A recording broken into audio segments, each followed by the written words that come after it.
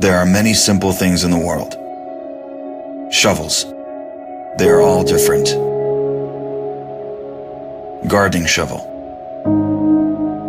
Unloading shovel. Children's shovel.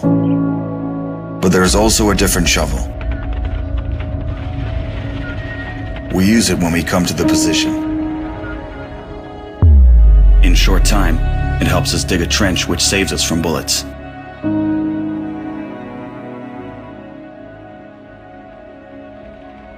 If a tank will pass over the trench, there is a high probability that it will not cause any harm to the soldier. We dig in the ground, deeper, and then connect the trenches with our friends to the left. In just a few hours, trenches are all connected.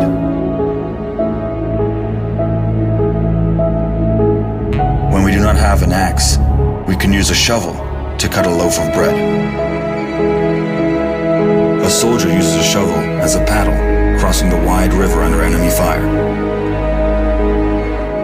If we run out of ammunition, we will use a shovel again, and then we'll move on.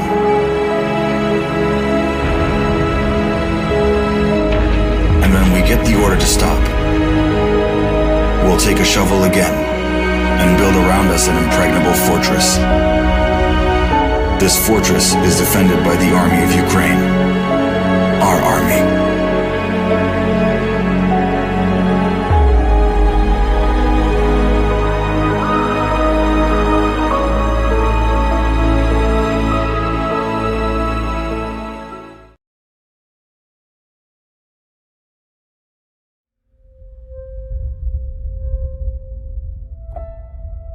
A lot of people look at us as robots or just out doing a job, but everything we see and do affects us just like it does everybody else.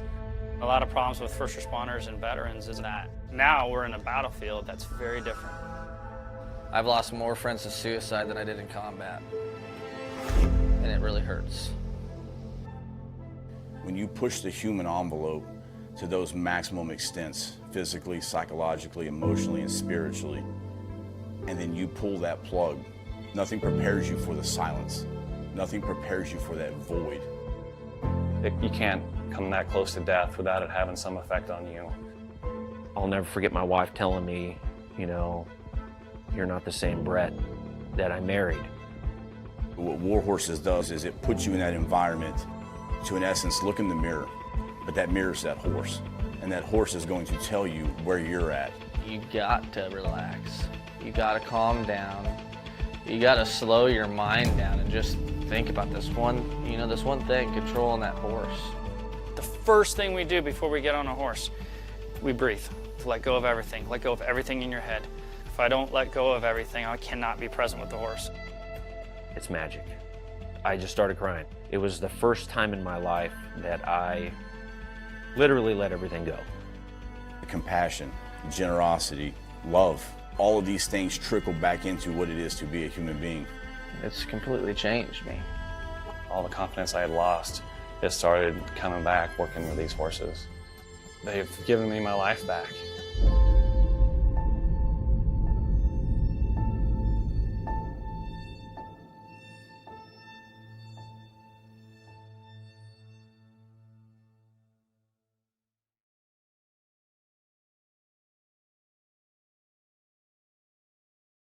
Broadcasting live from the basement of the Pentagon. This is WTF Nation Radio. WTF Nation Radio. WTF Nation Radio. Whoa, whoa, whoa, whoa, whoa. Do you ever have one of those moments where you think, how the hell did I get here? Jeez, what happened to me? I was ruling the galaxy, had a cherry new battle station. I mean, this place had an omelet bar, a straight-up omelet bar. And now look, my former intern's tossing me down a bottomless freaking pit.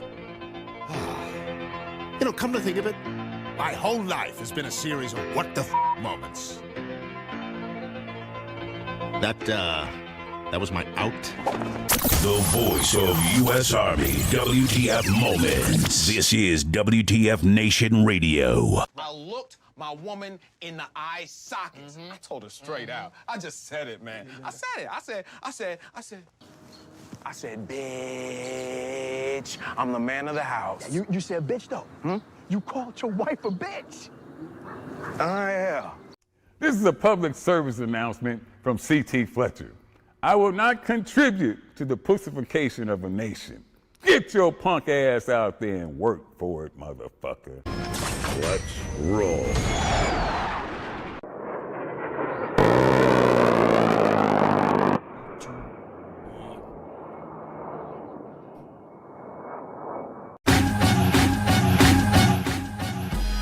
Oh, yeah.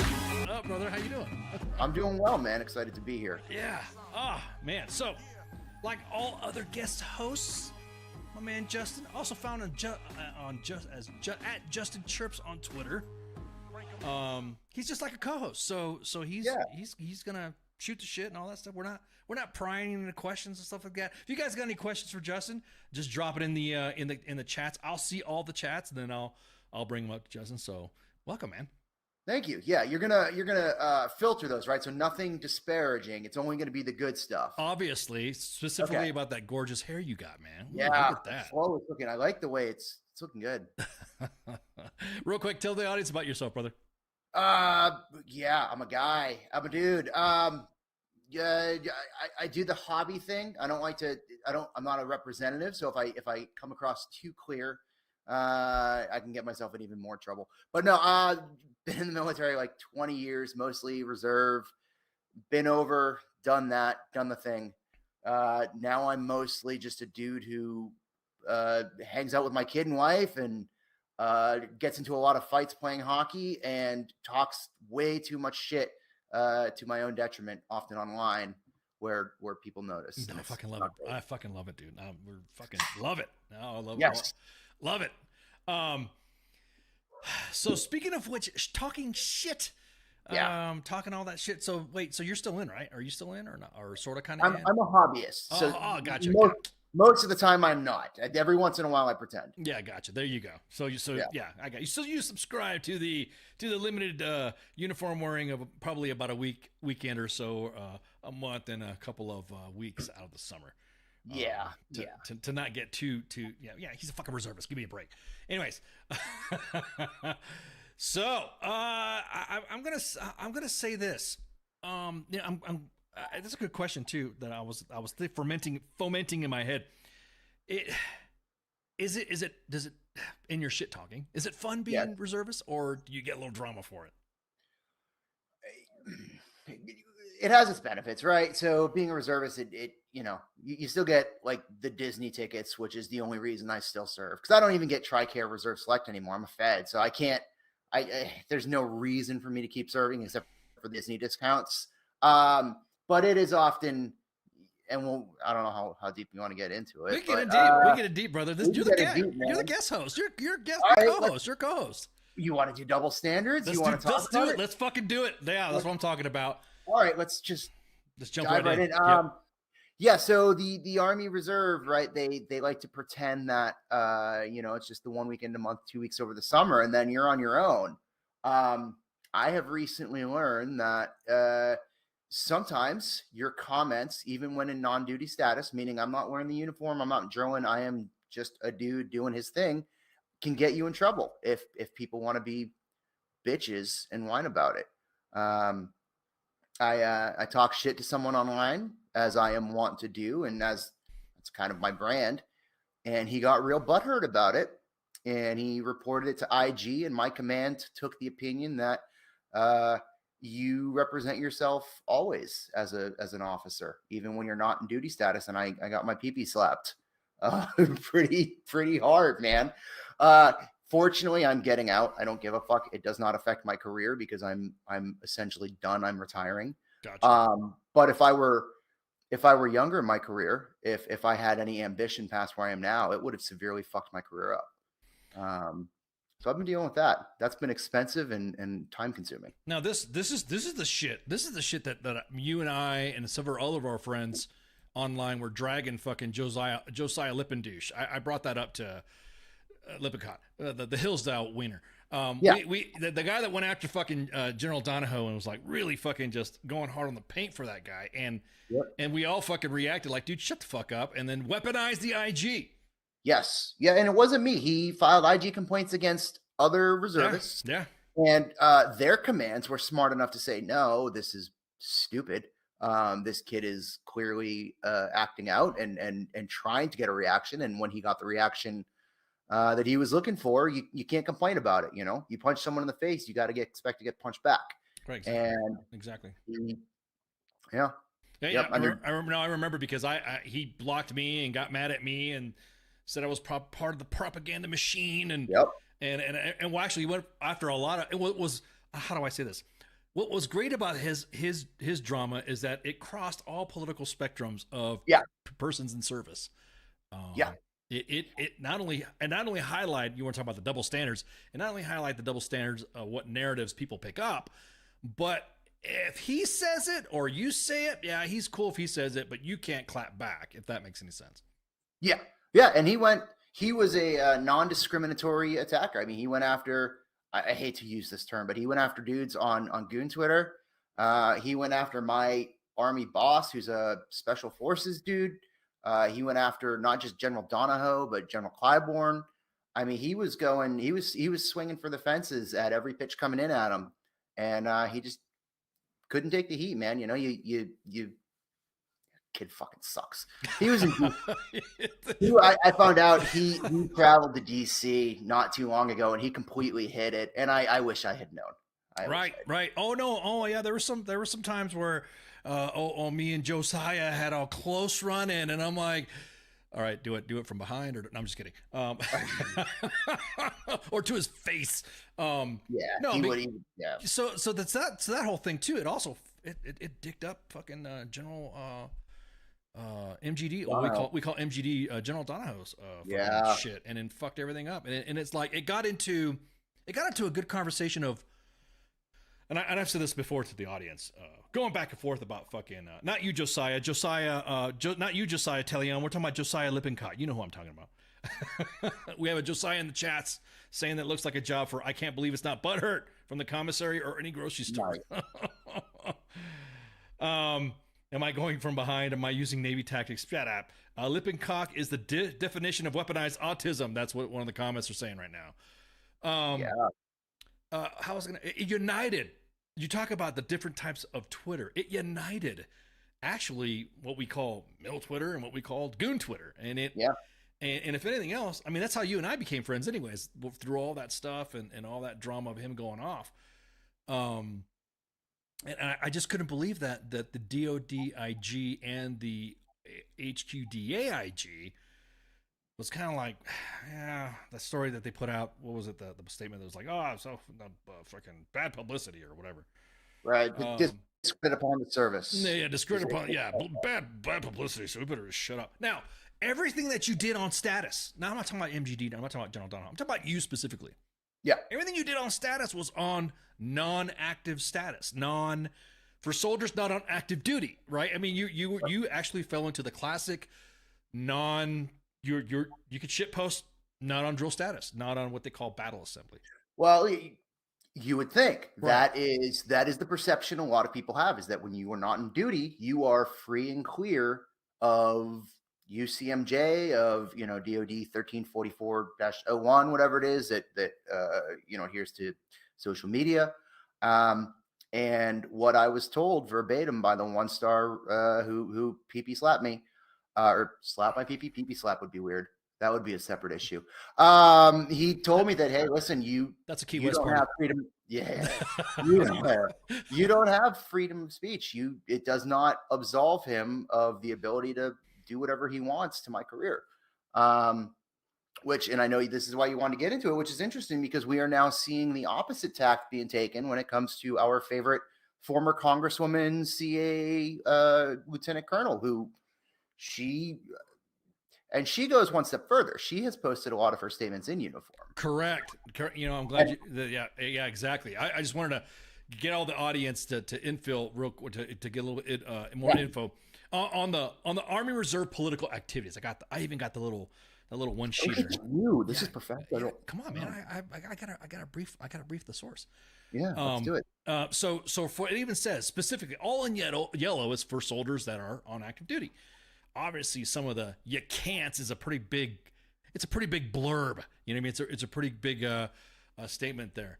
If you look on the left, you'll see, well, holy shit, reservists have a little bit more leeway than what you would have anywhere. You know what I mean? As opposed to a like can't, should, can, must, and can has opened up the I guess you would say can of worms for what a reservist can do. Right. Which basically is I mean it's not engage. I'm looking on the active duty side. Not engage in political activity or manner that could imply Army approval or disapproval of any political party campaign. That's like a number one that everybody knows. I mean, everyone, well, at least should know. Right. And then the biggest thing that this is the one that I highlighted.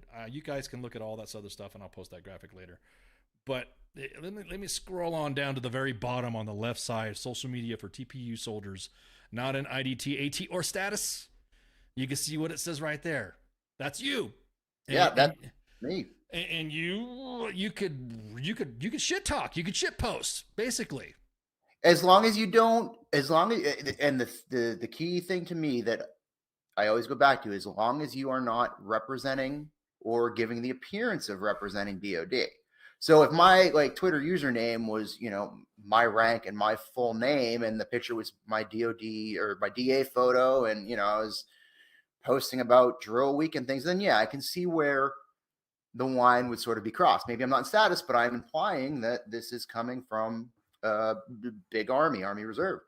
But dude, I post more about beer league hockey and Disney than I ever do the Army. I hate talking about the Army. It's so boring.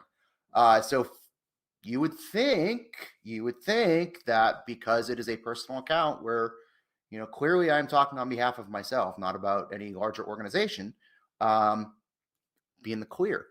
But that is, again, not the case in my command. And that's where we have issues in the reserve, where there is no clear, hey, yes, you can do it. No, you can't, because now you've got a very public, very visible figure who is saying things that clearly fall in the can't.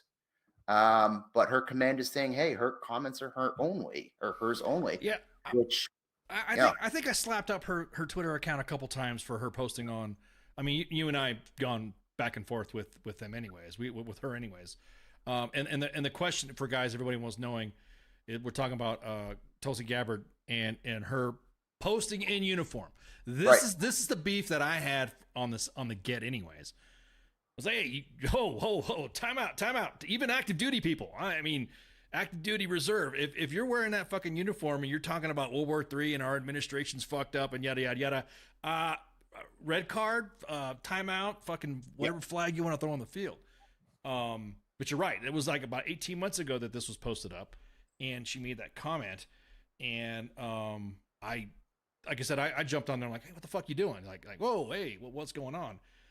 Right. And somebody. I mean, an 05 should know better. She right. Not only an 05, but she also served in Congress. She has to be aware of the delineation of roles and responsibilities, and for her to still do it is a slap in the face to those who do follow the rules to the letter, or get slammed for following the rules. You got slammed. You got your pee-pee smacked for following the rules. And so my thing is that, and we were talking about this before we went on air. It's that it seems like if it rolls on, hey, you're doing good, you're pushing whatever, some narrative or whatever, nobody gives a fuck. But as soon as someone goes, well, this guy's a fucking reservist, this guy's a reservist, and he serves here, and then the fucking dude, the MAGA weenies just came flying the fuck out over everybody about this. I'm like, where are you getting this woke bullshit that you think? I always challenge my audience anyways. Tell me if you can't tell me what woke is, then shut up. I mean, right. Nobody to me can tell me what woke is. That was my biggest argument to everybody on social media that posts about, oh, the military's open, the Army's woke, and the military's woke, and all that. Bro, we got fucking pictures of the week every Saturday on WTF Nation, and I can guarantee it, those troopers ain't fucking woke. Whatever they consider woke is, which to me, I think it's a dog whistle for a lot of other shit to whatever they wanted to add to. Yeah, minority women. Yeah. I mean, I even said that myself. AR 600-20 is the oldest DEI regulation in the Army. It covers SHARP and EO. How hard is that to fucking it's Army has been doing DEI before the name ever ever came up. You know what I mean? I thought I lost you. No, yeah, and more so than woke and whatever. It's that it is command dependent. So I have a friend, and I think he might have been on the show. I'm not going to say his name because I don't want to get him in trouble. He had a very similar situation happen where he posted something in non-duty status, and Jack Pasovich reported him to his IG. Yeah. And his commander essentially said, listen, this is stupid. I'm going to give you a counseling because I have no authority to do anything else. And in that case, it's probably a commander who maybe not ideologically agrees with everything, but he is sympathetic to it. In my case, it is known that the person who did the IO report, that the person who investigated me, has hard right sympathies. And because my ideology or the person that I was chirping against, and for what it's worth, when I was chirping Josiah Lippincott, it was not a political thing. He was going after women and friends. Yes. And it's not like I called him a MAGA or I called him anything like that. I bullied him for being weak. I mean, that's, coming from the Army, like being strong is what we strive to be. Making fun of someone for being weak is not, I think, crossing any Rubicons. Well, I mean, Jay, you got to remember too, he was a PT failure. So yeah, second class, which in the Marine Corps is essentially a failure. Yeah. The only thing you can say at this point is that Tulsi Gabbard's leadership has to be supportive of her political ideology because she clearly crosses the line of what is and is not acceptable. There's no gray area there with her comments. They're very contemptuous of elected officials. But they're not going to make an issue of it because they probably agree. Well, and that's another thing too. It's only Article 88 when it's appropriate or convenient or to them. Right. And that's another thing too. Article 88, contemptuous use against elected officials, and the UCMJ summary courts martial also describes especially when because we get it in our inbox. Hey, I posted this on the inbox, blah, blah, blah. I'm authorized to do this, blah, blah, blah. We actually have our legal guys go and to include some leadership experience, go through and go, yep, just don't post shit in uniform. You can post what the fuck you want. Just don't post shit in uniform. But now, but you didn't post shit other than shut the fuck up, Josiah, and he cried like a bitch. And the next thing you get a local on your local fish or local fish. Sorry, I'm old. Local record, and somebody fucking and again, if she didn't post anything in uniform, would it be a big deal? Do you think? Because she makes herself so visible, you would get the people who get angry about everything angry about it. I don't think you would have people like Steve Bennion from military.com. Is he military.com? Military.com. Yeah, military.com. Yeah, you probably wouldn't get people like him writing articles about it because he's smart enough to know, she's not doing anything wrong. Like, is it a bad look? Maybe, but lots of things people do can be considered bad looks. It's because she posted in uniform that people, I think, are rightfully aggrieved that nothing has been done. I mean, and it's funny now because more is coming out. Haley Britsky just confirmed Steve's reporting earlier. She's literally the acting commander for 2 months. And she produced this, high quality video talking about what an honor it was. And that's the slap in the face, is that she's so public with her service. And still does what she does. I want to know where my ceremonies are for all the acting jobs that I did. I was acting CSM, acting First Sergeant, acting, ops. I was doing a lot of acting stuff. I didn't get no freaking ceremony with some video crews. No, I was an acting plans officer once, and I don't even think anybody knew my name. I'm starting to think I need to start filming whenever I do something cool. S3 Life SA, that sucks. You ain't gonna get shit. You just gotta row. Yeah, man. I need to start. I think I'm gonna start. See, this is why I need a platform like WTF. I'm gonna start recording videos whenever someone gives me a new responsibility. Like, I am now the acting UPL of the unit. It's an honor and it's a distinguishment to my career. There you go. There's your next skit for WTF. Exactly. It's been a privilege to be selected more than to serve our soldiers to watch you pee in a cup. Yeah, I was nominated by my commander to grade the sprint drag carry lane at this month's ACFT. This is a distinguishing moment of my career. And nobody got taped. Anyways, speaking of which, you hear about the new Army tape coming out? Like freaking... I did, but I'll be honest, I am not a doctrine guy. I'm combat arms. Reading is really hard. Explain, because I read it. It seems like it's much of the same. It's much of the same with except one point of measurement. So in other words, if you're Big Sarge Nick Moan, it's gonna go away. So it'll be a gut. I mean, it'll be a legit gut check. You know what I mean?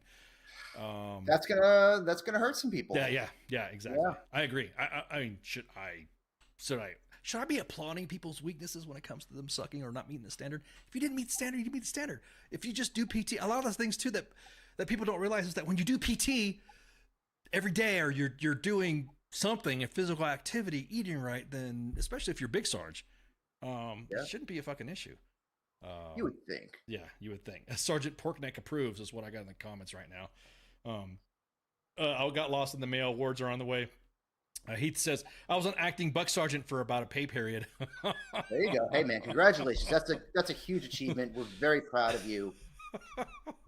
Your letter of appreciation's in the mail. So here's my thing then. Do you think anybody who's running for office or Congress or whatever should not be in the military afterwards? Like, should there be like you know how, like, for instance, you're a governor or you're whatever, and you run for president, you're supposed to step down unless you're DeSantis. And then you step down. And you're supposed to like give up the gig. Like once you're running for office, you drop the gig. So right. Do you think that would be a good, cause me and the team were kicking that back and forth that, hey, look, if you're going to run for office and you're a reservist, then you should, and you get elected, then there should be like some regulation in the military that kicks you out or removes you from the spot and you can't come back. How does, yeah, I think that opinion is in the minority. I think that you cannot serve two masters when it comes to the government. And it's simple, right? Like, especially, so if you're a governor, right, you're the commander in chief of the National Guard.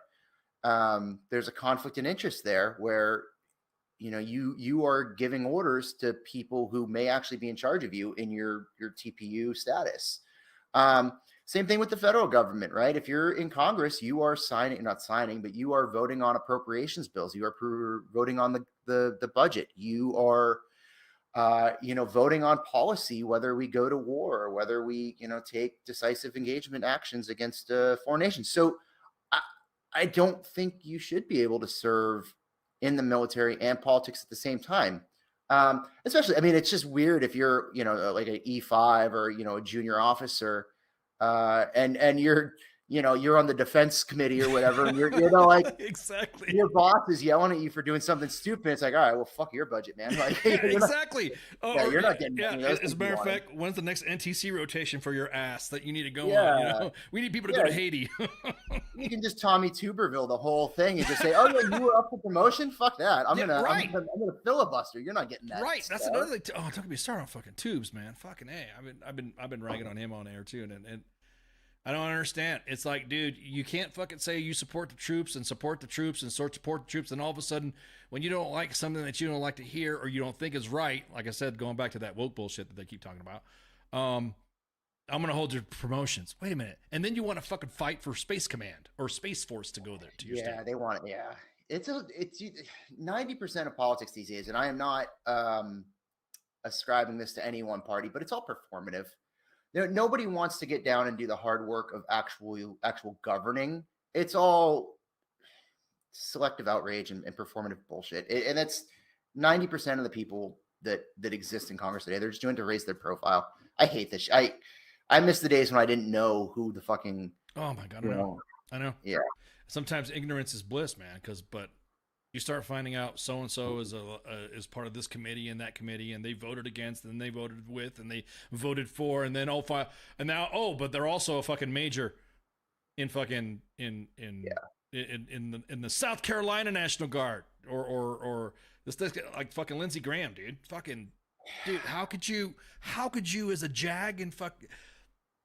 again, I go back to the dude. If you're drilling or something like that, just leave it behind, man. Just you can talk about your experience. I'm not saying that a veteran or non-veteran is going to do any better, but it gets just stop. Just fucking nobody wants to hear about that shit because then the kids see it.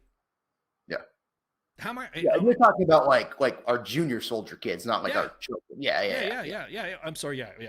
I always say that the Joes, the troops, they see somebody who's probably in their command shit talking about the government or shit talking about whatever, blah blah blah blah blah blah blah blah, and then they look down and they go have to drill with them on formation, and then they see like, hey, there's Colonel Graham right there talking shit. And there was that captain in the Florida National Guard. What was it, Anthony Sabatini or whatever?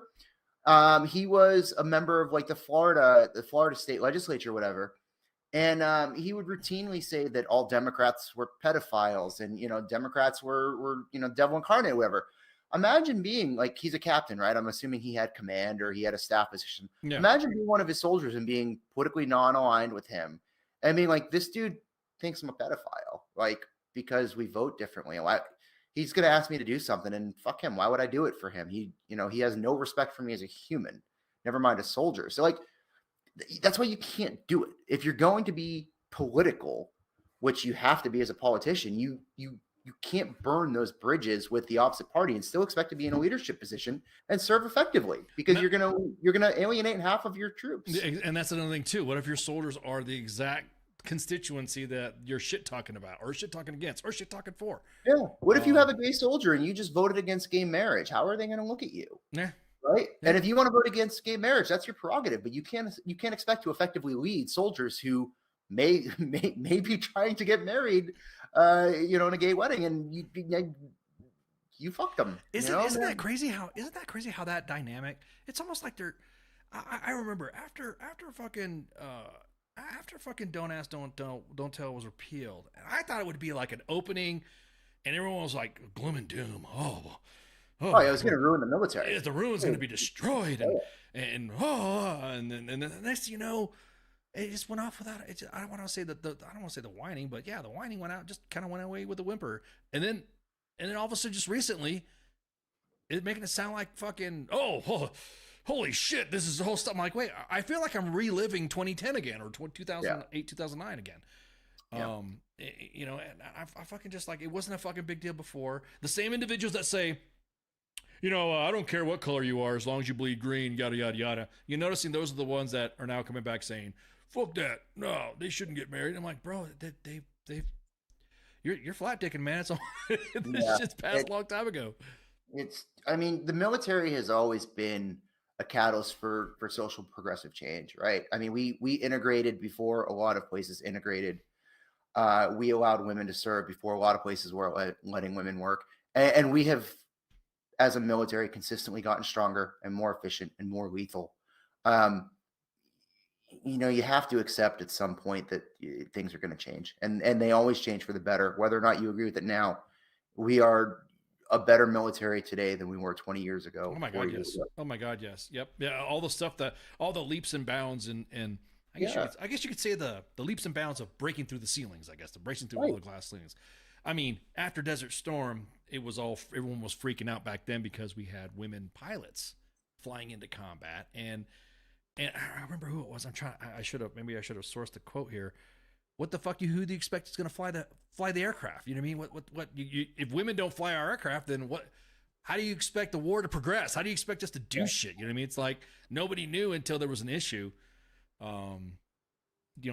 Jessica Lynch, Shoshana Johnson, the first women POWs, and it that's obviously that glass ceiling you didn't want to fucking break, but it just goes to show that women were involved way more in combat operations than what people think. We need to obviously pay our respects to Danielle Young, first woman in direct combat. Boy, you're gonna throw some. Man, yeah, that's a name I've not heard in a long time. I had to. It was there. You left that door open. I walked right through it. Obi-Wan Danielle Young. Now, of course, there have been some that have grifted from the experience. Yeah. I'm not saying that all. I mean, there's some that really took that glass ceiling breaking to heart by breaking ceilings that we didn't know existed, that we need to be told existed to be broken. Does that make sense? It's like, yep. yeah, I'm not here to bash her, but yeah, I get exactly that. Her the spies stuff was really like I don't want to say stolen valor. Yeah, I'll give pseudo stolen valor, but I mean, and I'm sure you've done it too. I know I've done it. Yeah, there come times when you're telling a war story with the guys and you exaggerate a little bit, right? Like, you caught the fish, it was this big, but when you tell the story, it's everybody, everybody does it. But it when you're trying to monetize it and trying to create a persona based on it, it's kind of like, the way some of the stuff that I've seen in my experiences, the way I've seen it and the way I explain it, it's like Mad Max with the guy in the loudspeaker with the fucking guitar. You know what I mean? That's what everyone's like, whoa, fuck, man, you tell a good story. That really happened? I mean, well, okay, I might have embellished the flames coming out of the guitar, but yeah. We're able to watch videos of our hockey games, right? They actually videotape it. And we'll get into a scrum at the end of the game or whatever. And we'll be in the locker room talking, be like, oh, and then you grab that dude and hit him with your stick, and that guy got thrown over. And then you watch the video after the game, and you're like, oh, none of that happened. Like that, you got punched in the face, and then you fell down, and that was it. Like nothing was crazy. But like when you're telling the story, you get into it. You tell the story. Yeah, exactly. Exactly. Oh no, I mean, because you wanted to say it was just as exciting for me. I wanted to make it exciting for you. I mean, I'm sorry. Your fucking hits though. You're I'll just put it this way. You play hockey better than me, but bro, I could not, man. I want to come back and shoot motherfuckers with the way you get hit. I mean, like, holy shit, bro, you take some hit. I mean, I'm not saying you don't reciprocate, but no, when you've got a mouth as big as I do, you have to accept that occasionally you're going to get punched in the face. Like we were talking about before the show, you're not born with this nose, you earn it. Right, exactly. And I have earned every inch of this nose over the years. But it's fun. I mean, I'm 40 years old and I can still get angry about something, so I'm not dead yet. Right, exactly. Fucking A, man. You're living life to the fullest. The whole again, the not to go back to the stolen ballot portion is that aside from the fact that we had that standard of you getting your pee-pee smacked and nothing happening to Tulsi, I'll be honest with you, to me it sets a bad precedent. No, because before I knew you, I didn't know this was happening until we became friends going through all that Josiah drama. And through that's where I start to take a good step back going, well, holy fuck, Justin's not bullshitting. It is a fucking double standard. Is anybody coming out to support you about this? Like saying, hey dude, you're right, got your back, or does somebody care? Or is this something like the reserves are going to try to fix, or what? No. Well, no to the reserves fixing. So there have been, especially in my command, I will give 95% of the people in my command a thank you or due respect, because anybody who knows me, anybody who actually saw the interaction, including my raider, my senior raider, they've all said, hey, like, this is stupid. There were, and I don't want to name names because they wanted to remain private for a reason, but there were senior DOD officials who have stars or star on their chest that when I talked to about the situation said, no, you need to fight this. That is wrong. The standard is very clear. If you were not in status, they do not have the jurisdiction to do this. A specific general told me, and I didn't take their comments lightly, but I decided not to go forward. That they said I probably had grounds for a First Amendment lawsuit because of just the nature of the situation. And when I sort of fought against that and said I don't want to bring my name into that. That's a lot.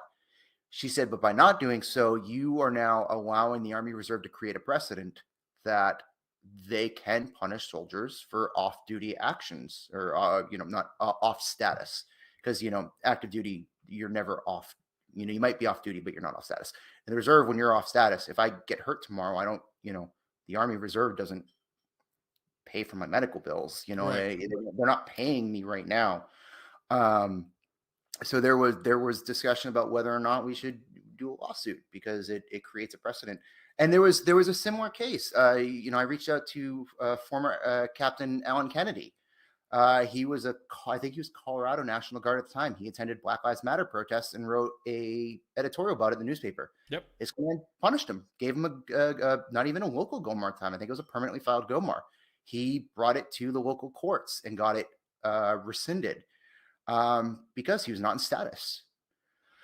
So yes, there have been people supportive of me, but at this point, it's done. It's filed. I'm not going to fight any further. I'm retiring, dude. I'm getting out. I'm done. It doesn't matter. If I change commands tomorrow, it goes away because it's local. Correct. Yeah. Or in 18 months or whatever it is at this point, 16 months, it goes away. So what? Aside from trying to eliminate the precedent, what do I care? You know, it doesn't. It is what it is. Hey, but you're talking about it. Doesn't matter. It's we're going global, baby. We're we have a 65 million reach. We got 5 live channels. We broadcast out to Pakistan and freaking India and Taipei. Wow. We're banned in Russia and Belarus, but China's still listening in because they're trying to get into our shit. That's wild. Yeah. And like Inglourious Bastards, he goes, I've been chewed out before. You spend enough time doing anything, you're gonna get yelled at once in a while, and you learn from it. You move on. It is what it is. Yeah. It's stupid. No, it is, man. It's just like it. No, because then you fucking see a different class because it's like, oh, okay, well, all right, well, there's a different class now set up. Now, if you're a reservist and you're on status, and everyone likes to throw well, this individual's not on status, so they can say what the fuck they want, and then you see. Like I said, the local letter being filed for you. I'm like, God damn, dude. It's like the principle of it. It's like, yeah, bro, are you not seeing them? People fucking, that's like, what's the difference between you failing a PT test and another person failing a PT test? Well, you both failed it. So if you're going to hold that's why the conversation with the team was like, man, it's like, you're like, you're kind of like a lose situation if you're not to whatever, because I guarantee what's going to happen. It's in the future. There's going to be another administration coming in, and there's going to be their same fucking sycophants that come in and whatever. And the next thing you know, they're going to slam the other person for doing what you did. You know what I mean? Someone's going to come in and probably slam Tulsi for that shit. And if not heard, there will always be others. There will always be someone who tries to leverage their military career for politics, and they'll cross the line. And just depending on who in their chain of command agrees with them or disagrees with them, you'll see paperwork or you won't. Yeah. Or you're surprised it's not. Be like, what the fuck is this? Right. I couldn't even imagine walking in. You probably thought it was a fucking joke. You're like, are you serious? Are you really doing this? When I got the original phone call about it, and this started, it's been 2 years since the whole thing started. But when I got the first phone call that said, hey, just letting you know you're under investigation, I laughed. And the guy doing it was like, do you think this is funny? I was like, yeah, right. Frankly. I'm like, I know exactly what you're talking about. I know I did nothing wrong. And I think it's hilarious that it's gotten here 18 months later, and like $5,000 in lawyer fees later. I'm not laughing as hard. Yeah. But all you can do is laugh about it. Yeah. No, I hear you. Somebody said this. I'm going to tell you, this is the most in-depth episode of Dragon Ball Z I ever watched. I think they're talking about your hair. Oh shit, man. Look at that. It's the end of the day. I was out working on my daughter's treehouse at one point. Let's see. Sorry, man. Who is it? What's that guy's name? Josh. Or girl? Josh Baker. Josh, man. I'm sorry. I'm sorry. I don't even watch Dragon Ball Z, but I'm assuming it's an insult, or maybe it's not. Maybe he's complimenting me. Well, no, it's those it's that anime stuff that the kids like to watch and all that sort of stuff. My kids like Dragon Ball Z and Pokemon and stuff like that. So it's just sounds like the good stuff. My daughter watches like Demon Slayer, and she's 9. Yeah. No, my little one watches that too. She watches all the. Oh my gosh, she watches stuff that I didn't even know was dark. I have my daughters are goth, and my son is slowly turning into Brink. There, he's already starting to sport the same hair. He saw Terminator 2.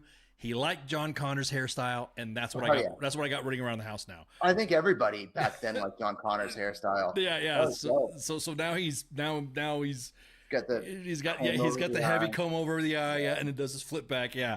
So yeah, he does. Let's go here because we've got time. Shoot. So how are you allowed to say how old your kids are? Oh, one's One's just the youngest just turned 8, Okay. And then the middle one is just turned 13, and then my oldest is almost 30. She won't let me give her accurate. Okay. So, have you ever like gone to I go to Barnes and Noble with my daughter all the time, and she picks up, you know, she looks for graphic novels and anime. Yep. Dude, some of that shit is weird. Yeah. Right. Like she'll be like, Dad, can I buy this book? And it's got like a cute cat on the cover. I'm like, oh, this doesn't look bad. Right. You flip 15 pages in, and that cat's being put in places the cat should not be put in. And I'm like, no, you can't read this one. She's like, why? I'm like, I don't even know how to explain how inappropriate this is, and in the ways in which it's inappropriate. You're right. And if I would get in trouble in some states if I tried this. Yeah, there was like, and this is Barnes and Nobles. This isn't like some weird comic shop. Yeah. You know, they had a whole series, like 12 books called Dick Island. I'm like, I'd like to go there. That sounds fun. You're 9. You don't need to know what Dick Island is.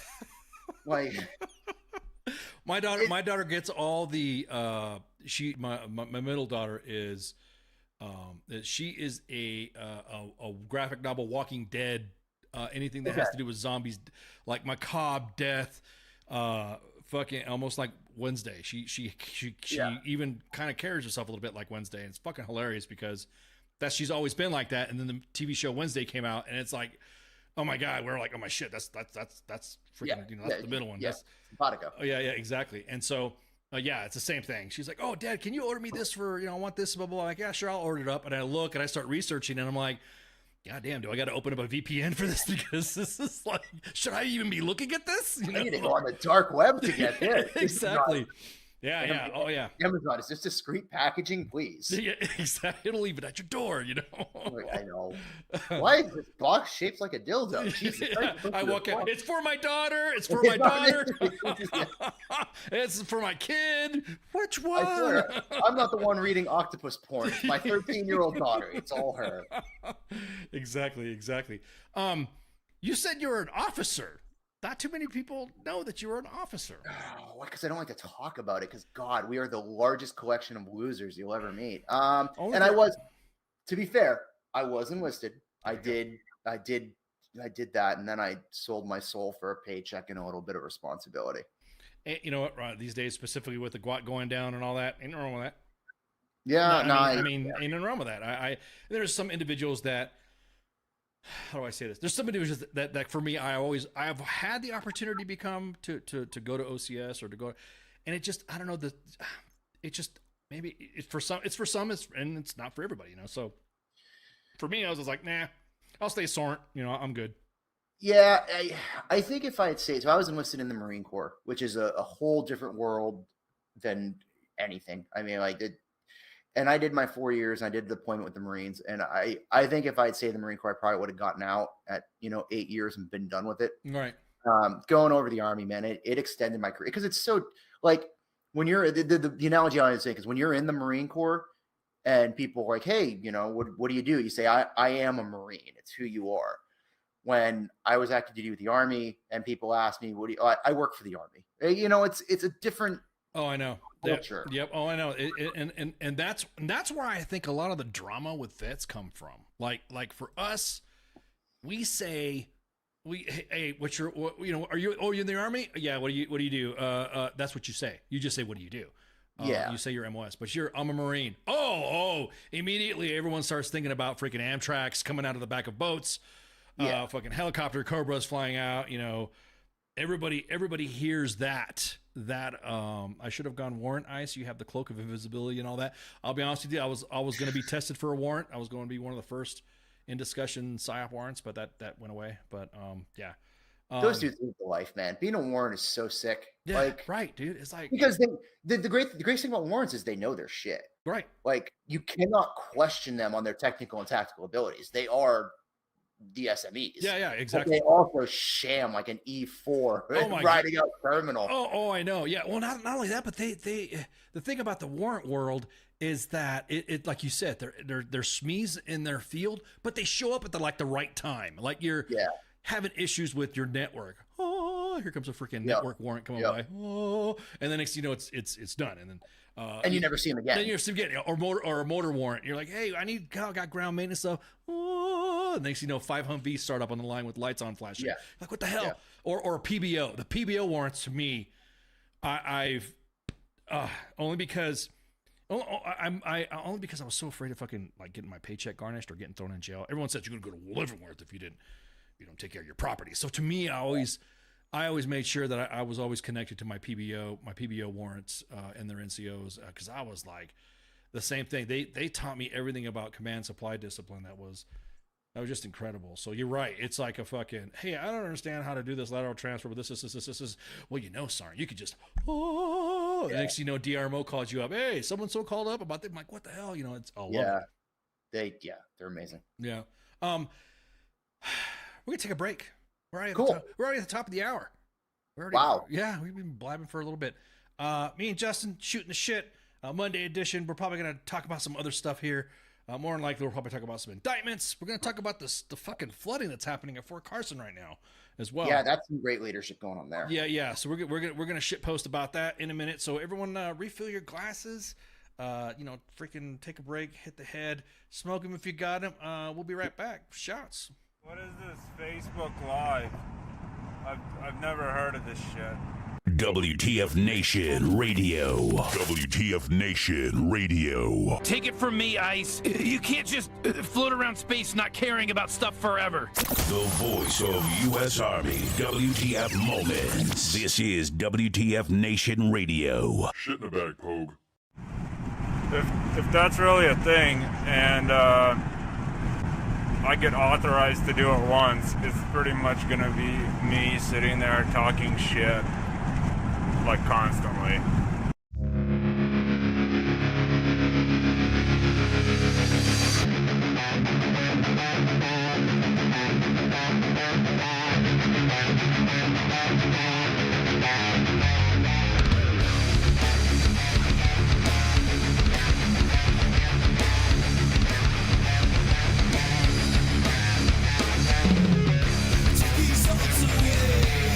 Nothing feels the same. Let it all be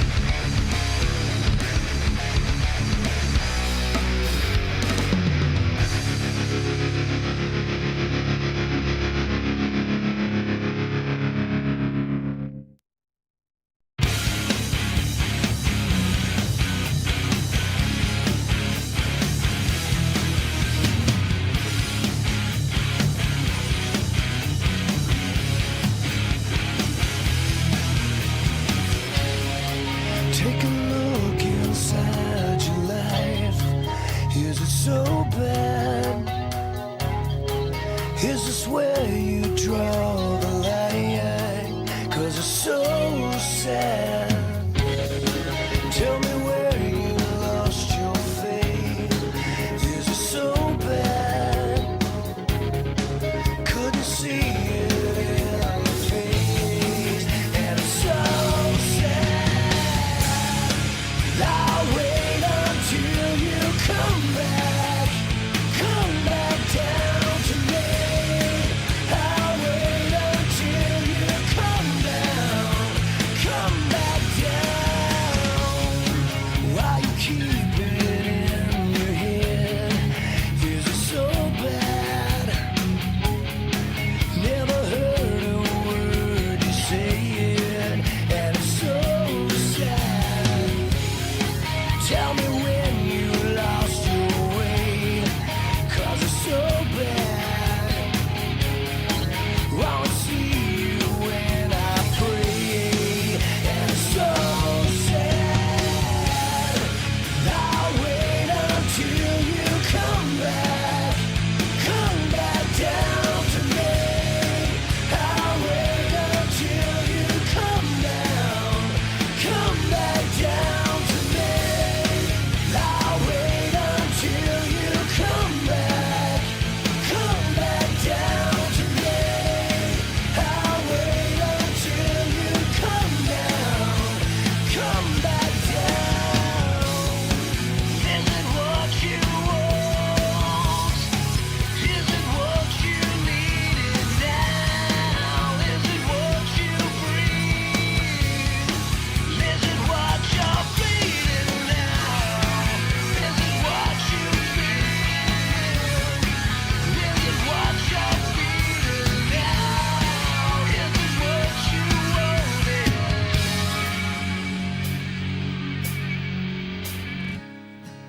I'll wait until you come back down to me. I'll wait until you come back down to me. I'll wait until you come back down to me. I'll wait until you come back down. Hello, hello, you. Will you come back down to me? Hello, hello, you. Will you come back down? Hello, hello, you. Won't you come back down to me? Hello, hello, you.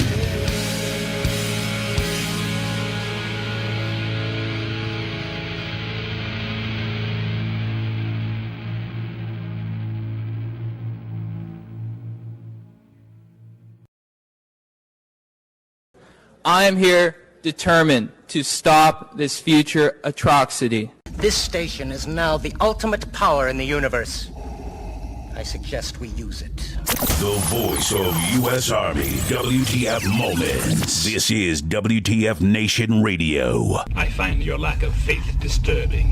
Everything stated on WTF Nation Radio is to be considered the opinion of the person that stated it, and not an official representation of WTF Nation Radio or U.S. Army WTF Moments. Price does not include tax, title, or license. Some assembly required. Each item sold separately. Batteries not included. Objects in mirror are closer than they appear. If conditions persist, contact a physician. Individual results may vary. Keep out of the reach of children. Avoid prolonged exposure to direct sunlight. Keep in a cool, dark place. And please enjoy the show. Shots. And we're back. Last half of the Monday edition with my guest co-host Justin. Oh, who we got here? Oh. This is Katie. This is the younger, sweeter dog. Sam Dog's too old, man. I can't force him to go down the stairs. Oh, adorbs, man. Oh, that's so cute. Oh man, how old's Sam Dog now? He's gonna be 12, dude. He's getting old. He's been hit. I think I told you. He was hit by a car when he was younger. He's blown out both of his ACLs. And he's got, he would qualify 100% VA disability. He went to ward with going to lie about it. Yeah, he's probably seen more shit than Josiah. Anyways, hey, real quick, I just want to go ahead. Everyone's asking about what happened at Fort Carson today, and holy shit. Okay, look, everybody knows specifically that there's a thing called a weather app. You have an app, and Fort Carson, it's not the second time Fort Carson's been in the news for the last week. We posted on WTF Nation about a commander who wanted to put out a message out that almost like, I don't know, freaking, it was like 10 o'clock at night or something like that, third time. And having, hey, just activate your family care plan. For the div run. Yeah, for the same div run that said we didn't have CS, but turned out there was CS last year. And then this year they did it again. So let me show you some of these fucking pics, man, of what is happening right now on what happened. So this was all day. Flooding happened all fucking day, and it wasn't until like about 15:30 Fort Carson time that everyone's like saying, okay, let's release the soldier. Now, knowing there are things called apps, there are things called, I don't know, fucking Twitter. I mean, you can see what's happening. Yeah, people don't post it. Yeah. So there's all that flooding that was happening around Post. It was bad. I mean, this all the stuff you're seeing here is what we got from the inbox from soldiers trying to get home. Trying to like, hey, what the hell's going on? How come my command isn't leaving? They also had some crazy ass B side, I guess P size, whatever hail. I mean, like last year, it was a couple years ago or something like that. They had these massive fucking volleyball, just almost volleyball size hail. That was 2 or 3 years ago. Yeah. That Carson got whacked with that. Yeah. Yeah, and it freaking, it's unreal. I mean, we put out, hey, to some of the friends that were, or to some of the individuals that were sending us these pics in the inbox, hey, don't stay where you're at. Don't fucking try to travel. I don't believe any of these pictures are actually from the military because I don't see a single Charger or lifted F-150 in any of these pictures. There's no way this is an actual military post. These are reasonable, economical cars. Of course. And then there's somebody snapped a screenshot of what Colorado Springs looked like for all the way up until 1800, at least their time was going to be raining. Now, were they receiving flood warnings when all this was happening, or was this really like a flash flood situation, or was this expected? The weather event was, let's put it this way. It's almost like where you're from. If you're from a specific area and you know your weather of your state, you know that every year is the May-June time frame that that the high country and the mountain area of Fort Carson is going to have, I guess what they call like desert monsoons or something like that, like quasi monsoon stuff like they have out in Arizona. And it's going to be a mixture of hail and rain. So it's almost, that around this time of year, you can expect when it starts raining, it's going to get heavy and flooding can happen. It wasn't until, like I said, the notification went out. I mean, these are soldiers going out to their fucking vehicles, floating hail. And it wasn't until, like I said, 15:30 their time that they were, I think we got a video too of it. But these are people trying to drive out, trying to drive away, trying to go home. And that's so dangerous, dude. You can't. Yeah.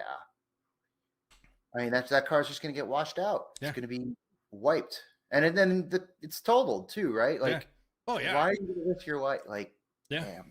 Yeah. You see the individual. There's an individual in the back, like upper. Looks like they're doing the Godzilla fucking walk behind in the back.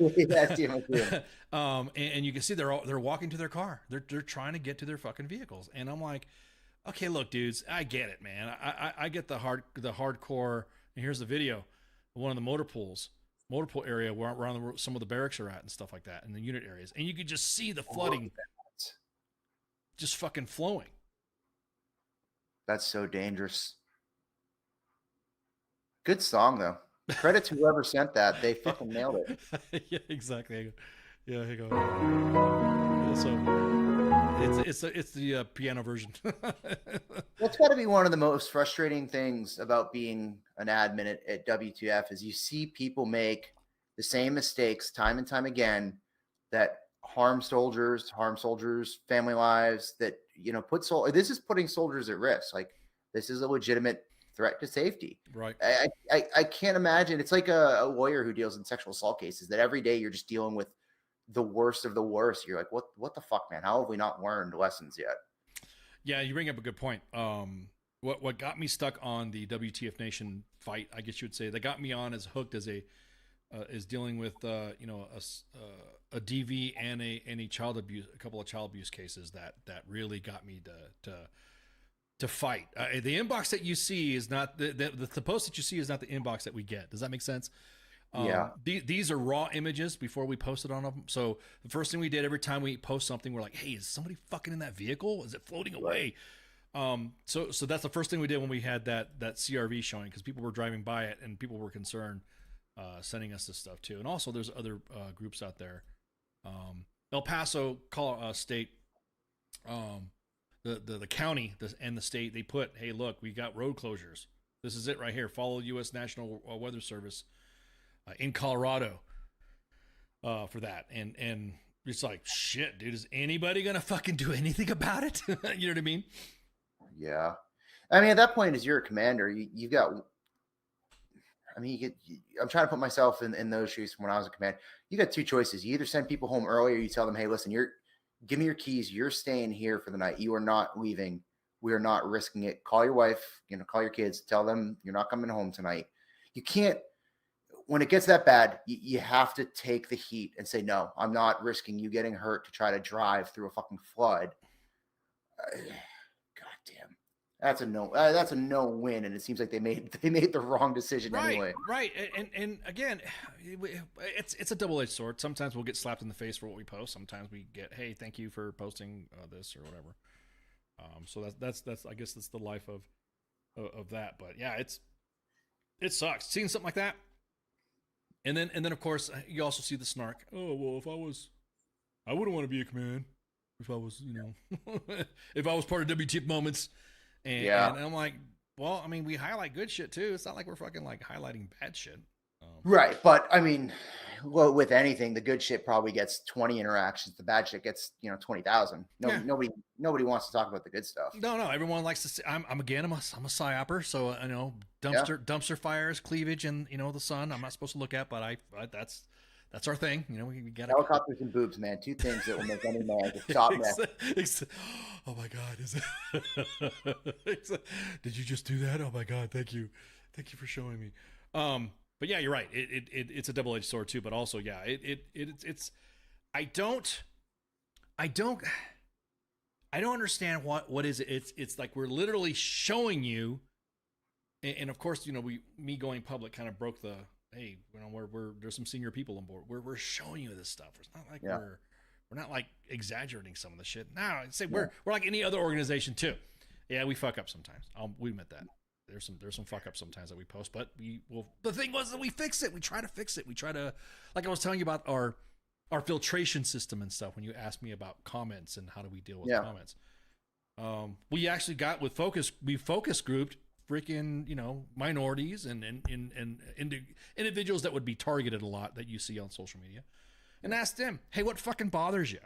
What words do you think is insulting for whatever? And man, we got a good list, and all the, WTF Nation Radio, WTF Moments, even the Space Force WTF Moments, they all got their.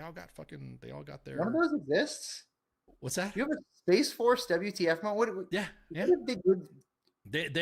Hey man, I'm afraid of fucking making fun of them for being Space Force, but we have Space Force admins on U.S. Space Force WTF Moments. Have they had any fuck ups yet? Most of the stuff they're more like cheerleading. They do a lot of cheerleading stuff, and they'll post like space related memes and stuff like that. They oh wow. Yeah, so hang on, let me show you. Their WTF Moments, they post a lot of funny stuff, I guess you'd say. And it's so like, for instance, they really dig on us for unfucking the PT stuff. Now the Space Force guys, they'll have a wearable technology and don't have to worry about fucking doing PT tests and fucking. Oh, you know what I mean? So and one of the admins. Yeah, when your force is like 150 people, you can afford shit like that. I mean, exactly. You give a whoop or like a Garmin to an E4, he's gonna lose it before he gets home for the day. Exactly. You can't buy wearable technology for the soldiers. Like, yeah. they'll sell it for fucking Miller Lite. Well, see, that's the thing. It's $20 for it? Yeah, so the admins they say, hey, what's our left and rights? I'm like, we're like us. You're obviously stuff that's conducive to good order and discipline to your force, and you want to call somebody out, and then I'm like, then I go back with them. I was like, who the fuck you gonna call out after you've only been in existence for like 2-3 years? You're not even, you know. What's the calling out? But they like to, you know, the mustaches, the hats, the uniforms. They like to break our balls about it. They're like, oh yeah, look at this, whatever. I mean, then of course they'll. Wait, what, Casey Anthony? What the fuck does that have to do with the Space Force? Because it says hide Baby Yoda immediately, so they're really posting on the memes about. They post memes about Star Trek and Star Wars and them being part of fucking like that. Nerds. So yeah, some of they posted a math one that was like a huge hit with all the nerds. And I looked at it, and the Marine Corps is like, huh? the Marine Corps is like, Matt Damon. You know? Somebody asked, is Carson falls along with that soldier going to NTC? If your commander can't open an app, then automatic black mark on the OER. Well, see, that's the thing. And I don't think Justin's tracking this. We're tracking a story right now that there's a soldier who's set to retire in October, and his unit is telling him that he needs to go to NTC this month. And so we're once we find out, we already got the name, we already got the organization, and once that organization is, and the organization's going to get lit. So anyways, the Space Force guys, they posted a math meme, and everybody got it. So on brand. It's so on brand. Like, you know how everybody and I'm so tired of it these days. Whenever anything happens for the Marine Corps, people are like, oh, they're gonna eat crayons. Exactly. Come on, let's be original. Let's come up with something. And it's the same thing with whenever they talk about junior enlisted and 20% APRs on Ford Mustangs. It's like, dude, you're treading on well-worn ground. Let's come up with something a little more clever. At least the Space Force, you've got like a math joke. Nobody in the military has ever made a math joke before. So hey, credit to them for being original. Right. I suppose. Right. Yeah. I mean, and let me post an image like for May the 4th. This is what they posted for like May the 4th. You know, stuff like that. Hey, credit to them for actually getting the right American military aircrafts, though. Most Army PAOs would fuck that up right there. Yeah, exactly. Well, as a matter of fact, let me look. I think they did. They dragged a fucking an organization for posting. Here it is. Yeah, they dragged a unit. The thing is, like, they're really one of their first draggings they ever did. It was for their for the guys over in Dover. And those are MiG 29s in the on top of that instead of F-16s or F-15s, whatever. So is there any job in the military that can get away with being as wrong as often as PAOs are? And so, they have the simplest job and they continually butcher it. You know, you would think it'd be easy. You would think it'd be easy to have. I'm waiting for Mike Levine to come flying across the net right now. He's gonna body slam me. I'm hopefully meeting up with him soon. Yeah, take him out on the boat, and I have a feeling I'm gonna get crushed for that. He's gonna throw you off the boat. Yeah. The thing with public affairs now, like I said, being in the influence or the dissemination of information stuff, PAOs, PSYOPers, and information operations people, we always break our balls about stuff, right? Because you know, our stuff, we get to be a little bit shady and stuff like that. But PAOs have to be, like you said, how could they fuck up an aircraft? It's not like they can't Google and find out. I want to find out a jet fighter from the U.S. and boop, Google will give you that. Whenever people talk about how fucked up the Army budget is, I just think about the fact that we have GS-15 stationed overseas in Europe, and they can't even get a Facebook post right. Yeah. Or you see, that's another thing too. That brings up a good question. Should BGSs be involved in roles like that? Like, or should they be just like, I don't know, fucking combat Crayolas and fucking just do the drawings or do the whatever? What's your take on GSs being involved in that type of public affairs stuff? So I'm of two minds. Either the military needs to strip down to bare bones and become purely a fighting force and contract out everything that we do that is not direct combat, right? Gotcha. All of our HR, hire admin, hire GSs for admin. All of our maintenance on our vehicles that happens stateside in the AMSA shops, contract that out, or get rid of them, period. And anything that has to do with the military should be done by the military. Whether or not it's PAO doesn't matter, because it seems like PAO, whether wearing the uniform or wearing civilian clothes, is still going to screw it up. Like, congratulations, you post on Facebook all day. I'm so proud of you and so enthralled with your efforts. Please just get it right one holiday. We're not here to beat up all PAOs, by the way. We're just finding out Speak that for yourself. Yeah. I came on here with an agenda, and that was to mock and belittle. And now it's execute Order 66. Yeah. Not to get nerdy, but yeah, I was just curious because a lot of the Space Force, the Space Force admins, actually, some of the stuff that they get to post it's almost like well within their niche. Like for instance, they posted on some of their unit pages. I'm not going to pull all the unit pages up, but like when Russia invaded Ukraine, and the big, back in the day, it was every time you saw something happen in Russia or in Ukraine, you saw a John Deere tractor. I'm gonna fucking put this picture over here, this meme that they did. A John Deere tractor fucking just taking everything. It seemed like the Ukrainians were just taking everything with John Deere tractors. And so they're posting fucking memes, and they're, again, going off their nerd kick. Freaking, their commands loved it. They thought it was... So you know what, though? I guarantee you the person who created that is like a 23-year-old that's addicted to Bangs and Zelda Tears of the Wild. Like, that's clever. Yeah. It's when you get these 45-year-old, women who, like, you're not going to, nobody's impressed with what you're doing. I'll be honest with you, some of the younger crew on WTF Moments, I have to kind of like see to some of that stuff when it comes to, because again, some of the stuff I don't know, I'm not hip to the lingo. A lot, hey, how you do, fellow kids? That's why you are that guy. You are Steve Buscemi. Yeah, so I gotta fucking just, okay, yeah, cool, that'll work. Does that work? Is that cool? Yeah, okay, let's do it. You know what I mean?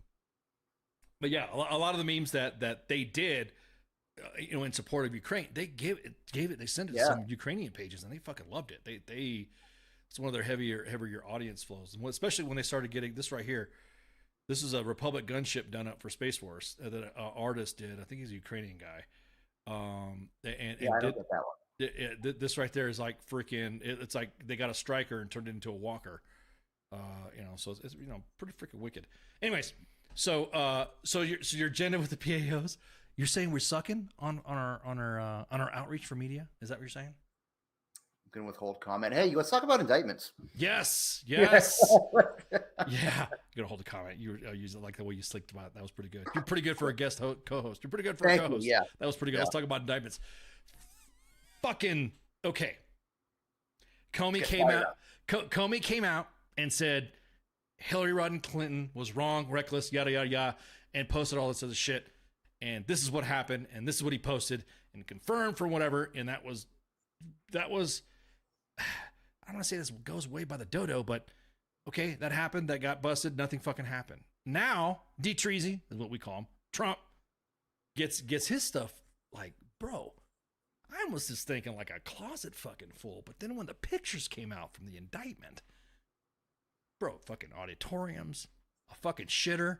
The bathroom picture kills me. It's so perfect. Yeah. The tension shower rod with the chandelier. It is an ode to white trash America. It's so beautiful. But well, see, that's the thing. How is it that we fucking got to that point to where, like, okay, yeah, got it. Everyone will fucking admit, yeah, Hillary fucking did some fucked up shit. That was some fucked up shit. Yeah, got it. Comey came out, made his statement. But it seems like now we have individuals who, like, I don't know, like Bill Barr, saying, hey, man, this is some deep shit. This is fucking this is some dangerous shit. And now people are fucking attacking the guy that he appointed. Like,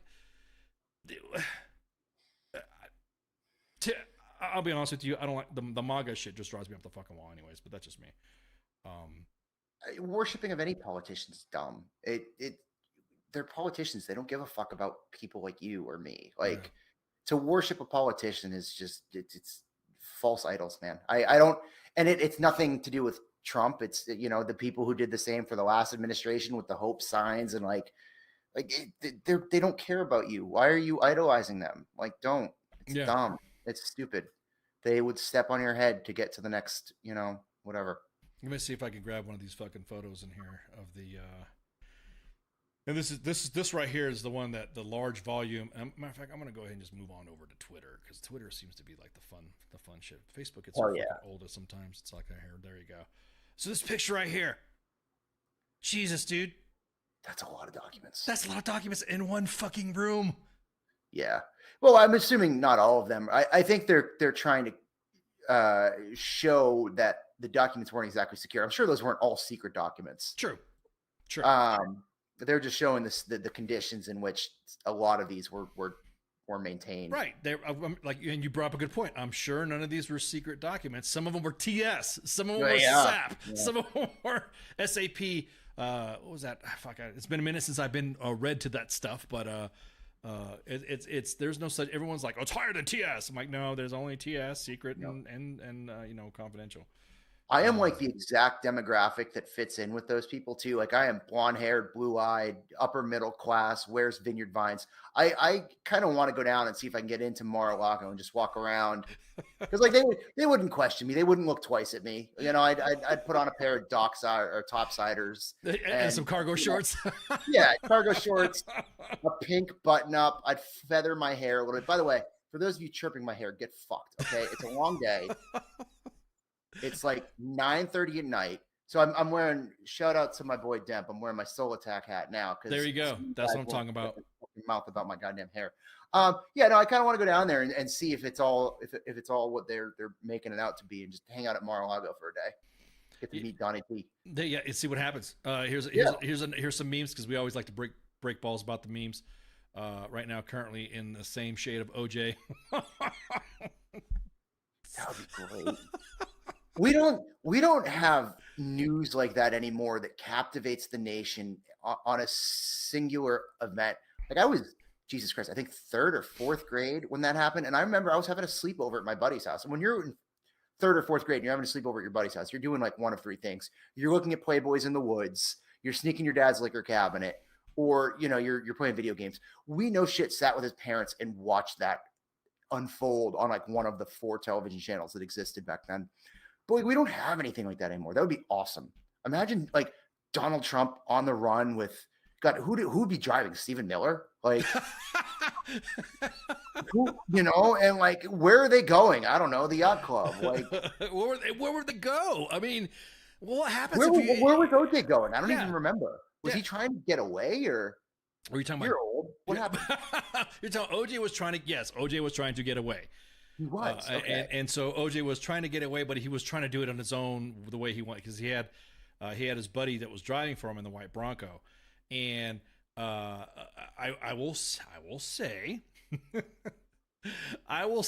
though, when you say about old, that was in 94, beginning of 95. I was like 11. I was PCSing to Germany. Woo. And that wasn't your first PCS. That's the worst part, right? Yeah, it was. No, actually, it was. It was my first PCS. But yeah, dude, I remember that. But yeah, I mean, hang on, let me see. Trump doc. I'm just gonna go ahead and Trump document pics of bathroom, and you can just dig it up. And we're gonna show you some of the pictures that me and Justin were talking about, breaking balls about the bathroom. This is like, I don't know what is it with this look, but it has, somebody even said this has like Saddam Hussein / fucking gaudy ass. And here's the bathroom ones that I think is fucking hilarious.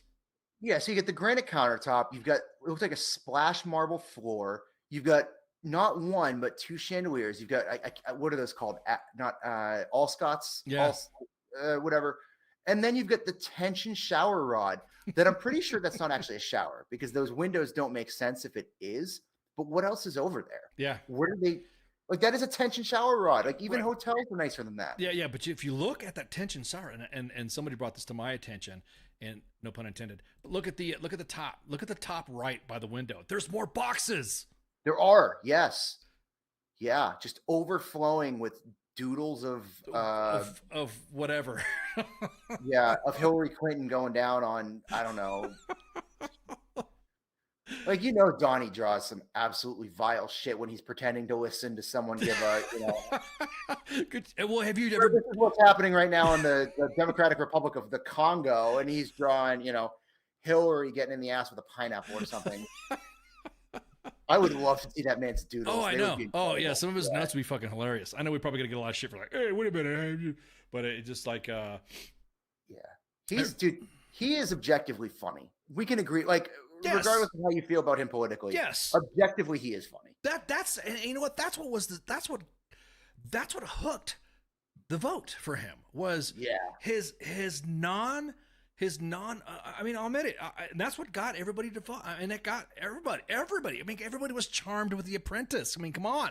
Everyone was charmed because it brought a new level of politics that we were like, it's not going to be, it's Mike Pence, Mitt Romney, boring, yada, yada, yada. And you're just like, and then he comes in and says, because you'd be in jail. I'm like, oh, fuck. Yes. I'm like, The first time in a debate when he just leaned down, he's like, wrong. Yeah. I died. Yeah. I was like, I gotta respect game. Like, the dude can absolutely, and he doesn't have his fastball anymore. He's getting old. He's almost 80 now, right? He's like 78. hey, I'm all about age limits.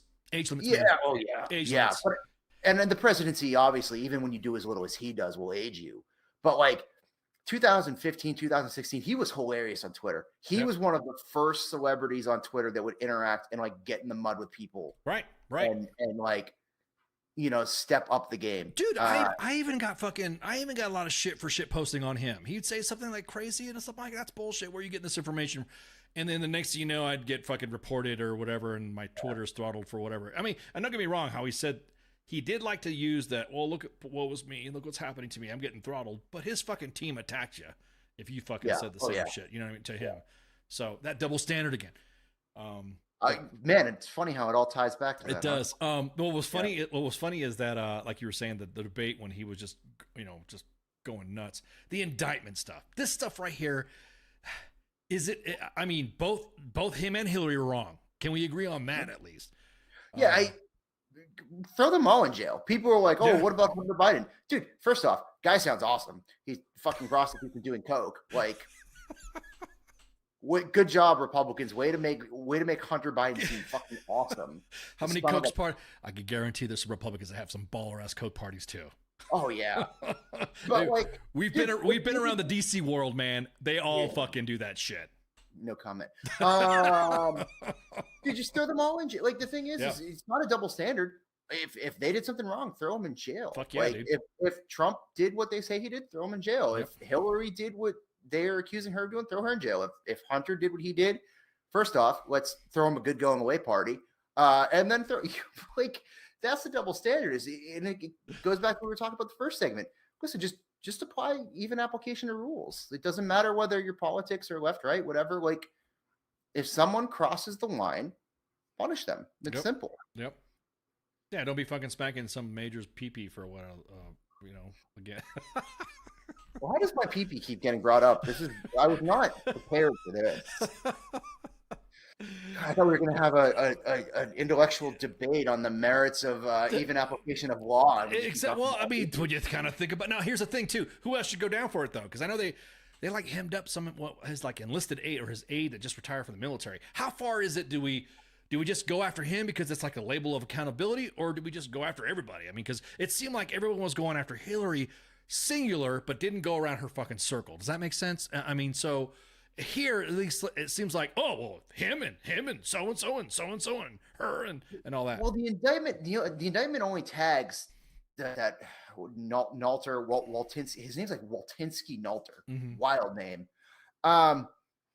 And like, dude did 20 years in the Navy. He should know better. He should. And so, a mutual friend of ours, reached out to me and kind of explained his situation.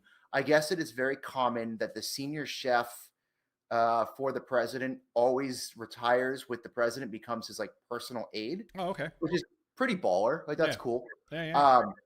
But like, they showed the text messages between Trump and this guy, and like, Trump was clearly like, "Hey, do the crimes," and he's like, on it, doing the crimes. I can kind of see how he got hemmed up in it. He'll probably take a plea deal though. He's not gonna he won't serve jail time. He'll rat out Trump and he'll be kosher. Now, do you think it's going to be do you think he's gonna be like, well, you fucking go on the double standard shit? It's gonna be like Petraeus, where he just fucking takes a plea and fucking does probation or some shit like that and pays a fine or whatever? Or Trump or the Navy dude? Trump. Oh no. What's gonna happen is this case is gonna be drawn out.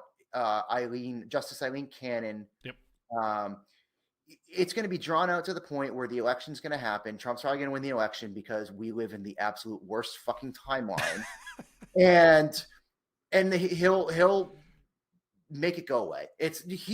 That dude will never face consequences for his actions. He'll die. I mean, yeah. In this case, again, I go back to there needs to be, because like right now we're dealing with the critique of this president being old, or Dianne Feinstein being old, or she's fucking old. Well, they're all the fucking same age. I mean, they're all like literally in the same age. So where do we stay that like, hey, where's the line drawn? Where, I mean, it's kind of sucked. There's no fucking buddy to elect. I mean, like, there's like nobody fucking electable. You got Mike Pence announcing, Nikki Haley announcing. You got you got this other. Yeah. And you got another one. It's just like, yeah. Who do we, and then who do we got on the Democrat side? We're just gonna have him, and then you have who was that guy's name? That doctor that Vivek. Yeah. Vivek, whatever his name is. Yeah. And then and so we have a lot. In other words, it's like both sides. There's nobody, to me. There's nobody fucking electable. It's like I always tell people, I'm like politically homeless because I'm like, some of these people are fucking cringe. Yeah, it's like the NFL, dude. You're just recycling the same failures over and over again and hoping that they succeed. Like, who's the guy from Dallas Cowboys? What's that coach's name? The guy who was in Green Bay and he was a fucking idiot. And now he's coaching McCarthy. Yeah, I think it is. Yeah. Yeah, like that dude has failed everywhere he's gone, and people are like, "Oh, maybe if we put him in this situation, he'll be better." That's politics, right? You're just rehashing the same people in different positions. Like, "Oh, well, he was a shitty senator. Maybe he'll make the president." Right. It's like, how the fuck did this guy become Secretary of State or fucking Secretary of Defense? You notice that with Cheney. Like, Cheney was like Secretary of Defense back. I mean, you want to talk about my age? Back in Desert Storm, he was the SecDef, and I'm like, you kind of see people going through administrations, and you're like, oh, okay, good, they're done, whatever. Next thing you know, fucking W, here's my new running mate. And the next thing you know, he's fucking like, dude, what the fuck are you doing? And you look like you need to do some PT, and you just shot somebody in the face on a hunt. Yeah. And wait, you're in charge of Halliburton? There's no fucking oil. There's no weapons of mass destruction. It's like, why, like you said, why are we recycling the same guys? And I don't know. Because no decent person wants to get involved with politics. Yeah, everybody who does it is soulless. You're not going to get you look at the new blood that's entering the political class now, and they're all just the worst people imaginable. Yeah. Oh, we got Robert Kennedy Jr. too. That dude. Woo. Yeah. The Kennedy curse can't come soon enough. What? See, that's another thing too. It's the Kennedy curse. I mean, that's like a rib that everyone goes back and forth about. But it's almost like, just like when you say, like when a celebrity dies, it happens in threes, right? Well, the same fucking thing. It's like the Kennedy curse, man, bro, man. Maybe you should like be a podcaster or make memes, make political memes or something like that. But you'll be the regional manager of Walmart, bro. Do meet and greets. Because again, I always go into the age factor. It's like, why didn't you do this? The same thing I tell people who go against Biden or go against Trump. Biden had 20 years when he was in office, when he was not a president, and then he was VP. So what the fuck didn't he do shit then? And the same thing with Trump. You fucking going on fucking Biden? Well, fucking Trump was in office for 4 years too. What the fuck didn't he do anything? Yeah. Whenever they try to bring up, well, we should have prosecuted Hillary. Okay, you had this motherfucker. Like, what were you doing when Jeff Sessions was the attorney general? Like, you had your chance. Do shit. Be about it. Be about that life, son. Yeah, exactly. That's also why I said when I said, going back to this photo here, I was like, what is it with politicians hiding shit in their fucking bathrooms? And it's like, you always hear about, oh, Hillary had a rugged server in there. I'm like, well, fucking, then why didn't you fucking do something? They keep all the coke. It's the best place to do all that stuff. Again, I would love to be behind the scenes, just kind of like roaming around the political world. And like I said, I know of events that have happened in the DC world with some of my friends in politics and all that stuff in Congress and all that. And I'm like, damn, dude. And then they go right on TV. Oh, today we're going to be passing this bipartisan bill when I just was on a bender with this dude, the night prior. So 2000 shit, 2000. It was probably 2016, 2017. I did, and it wasn't lobbying because I wasn't a lobbyist, but some friends were doing some work for the Vet Tech Act, which ended up being part. Yeah. Yep. So I was with them meeting with some members of Congress, bipartisan. We got to meet John McCain staffers. We got to meet John Kennedy staffers. We met Tom Tills. And we had a good sit down with now someone who has a prominent role in one of the parties. And we went to his office. One thing that was clearly obvious was that he had a type that he hired for his office, and it was young, tall, and blonde. Every single person who worked in his office was, a California 9. And I ended up, making some friends, and they said, oh yeah, it is a well-known secret in DC that he just hooks up with all of his interns that work in his office. And it's like, oh yeah, cool. These are the people that decide whether I go overseas to live or not. Mhm. Like, awesome. Cool. Or go after, or hold promotions, or go after you because you said something about that. You know what I mean? Yeah. And that's something too. Do we rolling back to the beginning of the topic with your situation and Tulsi's, is that do we I want to know when you say, well, you lose somebody told me a long time ago when I was a kid, when I was a Joe, that you lose your First Amendment rights when you're in the military. And if anybody from the media comes to talk to you a question, give them this card and this card, or on the flip side, there's a script.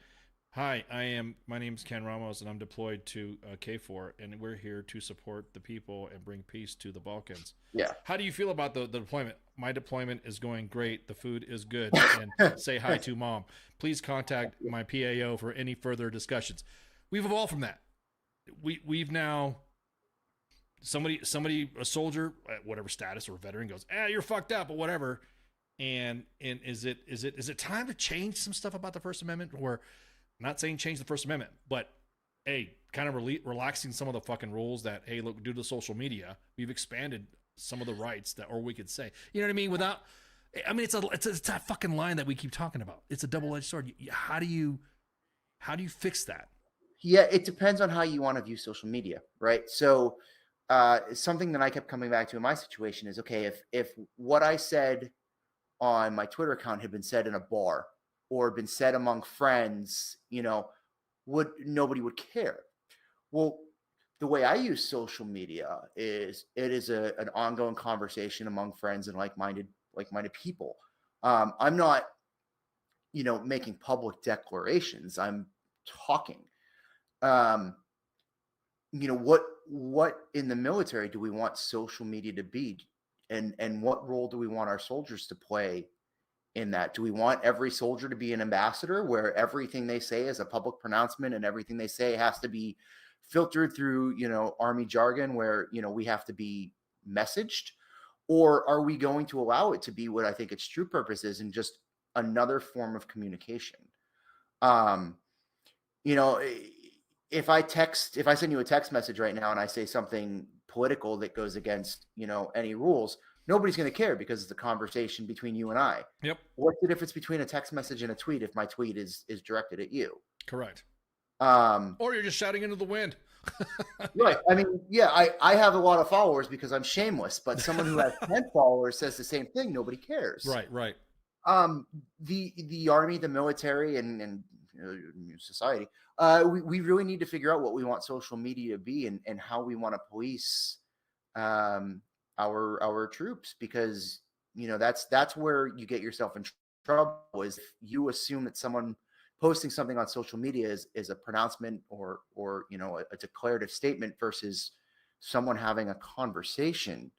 You're punishing them. It's God. And I just reread 1984 because I'm a fucking loser. But like you're punishing people for crime think, right? You're now telling them that they can't even think these things because social media is stream of conscious a lot of times. Right. I don't workshop my tweets. I mean, God, have you seen how many typos? Like, but you're gonna hold me to the standard, and not me, but the royal. You're gonna hold us to a standard that these are thought out things that we are putting out there for public consumption and discussion. So, yeah, I mean, Do we lose the First Amendment when we join the military? Yeah, to some extent, because there are things like Article 88, Article 92, Article 91. You know, you can't say whatever you want, but to what end? You know, Right. if we're going to police people's personal thoughts, then, you know, you're starting to get into real authoritarian territory. Right, and that's my biggest thing too. Is that I don't like the fact that, and I go back to the narrative think. I think the reason why I don't really get too much shit is because everybody knows that I'm politically homeless and I trash everybody. If somebody, and you're the same way. You're from what I've seen from your tweets have had anything to do with any politics specifically, other than correcting somebody in you. So, for instance, you saying something about anybody in uniform is not a political thing. You're a fucking army leader or a part-timer. That's correct. That's making an on-the-spot correction. And I don't understand how, hey, you need to have your PC on. You need to have just simple, or like the tweet like what Andy posted on Twitter. Another one of our mutuals. He was the one that chirped me about his hair. Fuck that guy. He's like, but he was correct on the uniform. Hey, Right. man, you got to have your PC on when you're walking from whatever. Now, there was some common sense with some leeway that a lot of individuals like to play. Like, I'm not going to put I wore a beret, but I'm not going to put my headgear on a two function minute while my hands are full carrying a fucking uniform or carrying my fucking civilian clothes when it's literally I'm going to have to redo the whole thing and take it off and whatever within 10, 15 feet. I'm not going to do that. I don't expect soldiers to do that either. So, in its essence, it drove out the, well, you got an agenda. You correctly, hey, and I did too. I mean, a lot of people did that. Hey, you can't say that shit in uniform. You can't talk about World War III and this administration while you're wearing, left name tape says U.S. Army with your name and rank on it. You can't say that. A simple on-the-spot correction created this huge fucking divide that you're like, dude, what the fuck? Justin was only making a correction. I was only making a correction. Everybody else was making a. It wasn't a fuck. It's AR 670-1. Yeah. But again, people are going to get. Yeah, people want to get angry. People love to be angry about something. Gives them purpose. Sometimes it's. Let's put it this way: being angry about an issue that is like our teammates. When the hair issue came out, me and Spanky, the Sergeant's Time co-host, we were laughing at all the olds and all the Cold Warriors because they were talking about the ponytail stuff. And I even had one of my friends from the PSYOP regiment who came on and talked about, why do we have to have these hair standards changed for women? Why do we have to have this? And she went into alopecia. She went into the whole, it was a great, matter of fact, I didn't do much talking because Spanky and her were both, doing the talk. But I got so much fucking shits for saying that I was woke for talking about an issue that legit even I as a leader, I knew, it's a pain in the ass to put fucking your hair in a bun, seeing, I have women soldiers and I was married to former, soldiers and shit like that. So I know that. So once I got the clinic on that, I was like, oh, okay, I can fucking see that, man. The next day, you're pushing some bullshit here because what if a soldier gets her what if she gets her ponytail caught in machinery? I'm like, bro, she's not running headfirst into fucking machinery. Yeah. If she sticks her head in machinery, chances are she probably deserved what was coming her way. Yeah, exactly. Maybe she shouldn't be a soldier. Yeah, or service member. maybe that's the Darwinism playing out. Yeah. Hey, we're done in a couple minutes, right? Yeah, we're done in about 10 mics. Can I plug something real quick that I want to talk about? Send it. Yeah, go for it, bro. So you, if I recall correctly, you were in Iraq, yeah? Yes. Okay, so I talked about this a little bit on my Twitter, but it's something that I'm passionate about, and you are the audience, right? So a lot of Iraq vets have come back from that war and have certain feelings about their time over there and sort of unfinished business. So I didn't go to Iraq. I was Afghanistan, but I know I harbor a lot of the same feelings in talking with my Iraq buddies that there's no closure there, right? Like you went there, you did a thing, and now you're wondering what the fuck was it for? And a lot of people I talk to even have some guilt about how we left that country, basically leaving the people there to the wolves, right? So I recently accepted a position with a 501c3 nonprofit called the Iraqi Children Foundation. And the cool thing about this organization is we're global, right? Like our director's Australian. Most of our board is European or Middle Eastern. A lot of Iraqis on our board. There's me and this one older woman, Cindy, who are like from DC, and that's it in terms of Americans. And what makes that unique is that we don't care about the war, right? The war has nothing to do with our mission in the sense that we don't talk about it, but we understand that the war created the condition now where there are children that are at extreme risk of trafficking, of malnourishment, of abuse, danger, whatever, right? The kids over there are in a bad way a lot of times. So we are an organization that tries to help, right? We have, you remember the Bluebirds you had when you were like in process in Iraq? Yeah. We bought a couple of them. We bought 3 of them in Baghdad, and we retrofitted them now, and they are mobile classrooms, which we use to provide the kids of Iraq with education, with food. We provide them with nutritional information. We provide them with legal services. We have a medical clinic in Sinjar. We have a school in Erbil. And so they brought me on because obviously, whether I like to admit it or not, I do have a bit of a voice in the military community. I'm here, so clearly, someone cares what I have to say. Right. And they want to try to engage Iraq veterans because, a lot of us, or a lot of Iraq veterans and a lot of military veterans feel that we still have more to give, right? Like I'm done with the military. I'm getting out. My retirement package is submitted. But I'm not dead, right? And Ken, you're old as shit, but you're not dead yet. There's a lot of Iraq veterans. I love you too. Yeah, I love you too. Who, maybe your military service is over, but you're not dead yet. You still have something that you want to fight for. And now the fight isn't with bullets and guns. It's finding a way to fix what our guns rot. And maybe this organization's for you, right? So we're doing a 5K in DC in October. That's our big fundraiser. In November, the DC and European team is going to go over to Iraq and to meet with our on-the-ground services, our street lawyers, our medical, our administrative people. So in Iraq, just like in America, if you're not part of the administrative state as a child, you're not going to school. You're not getting assistance. We have people who help children navigate the process to get registered with the Iraqi government so they can get these things.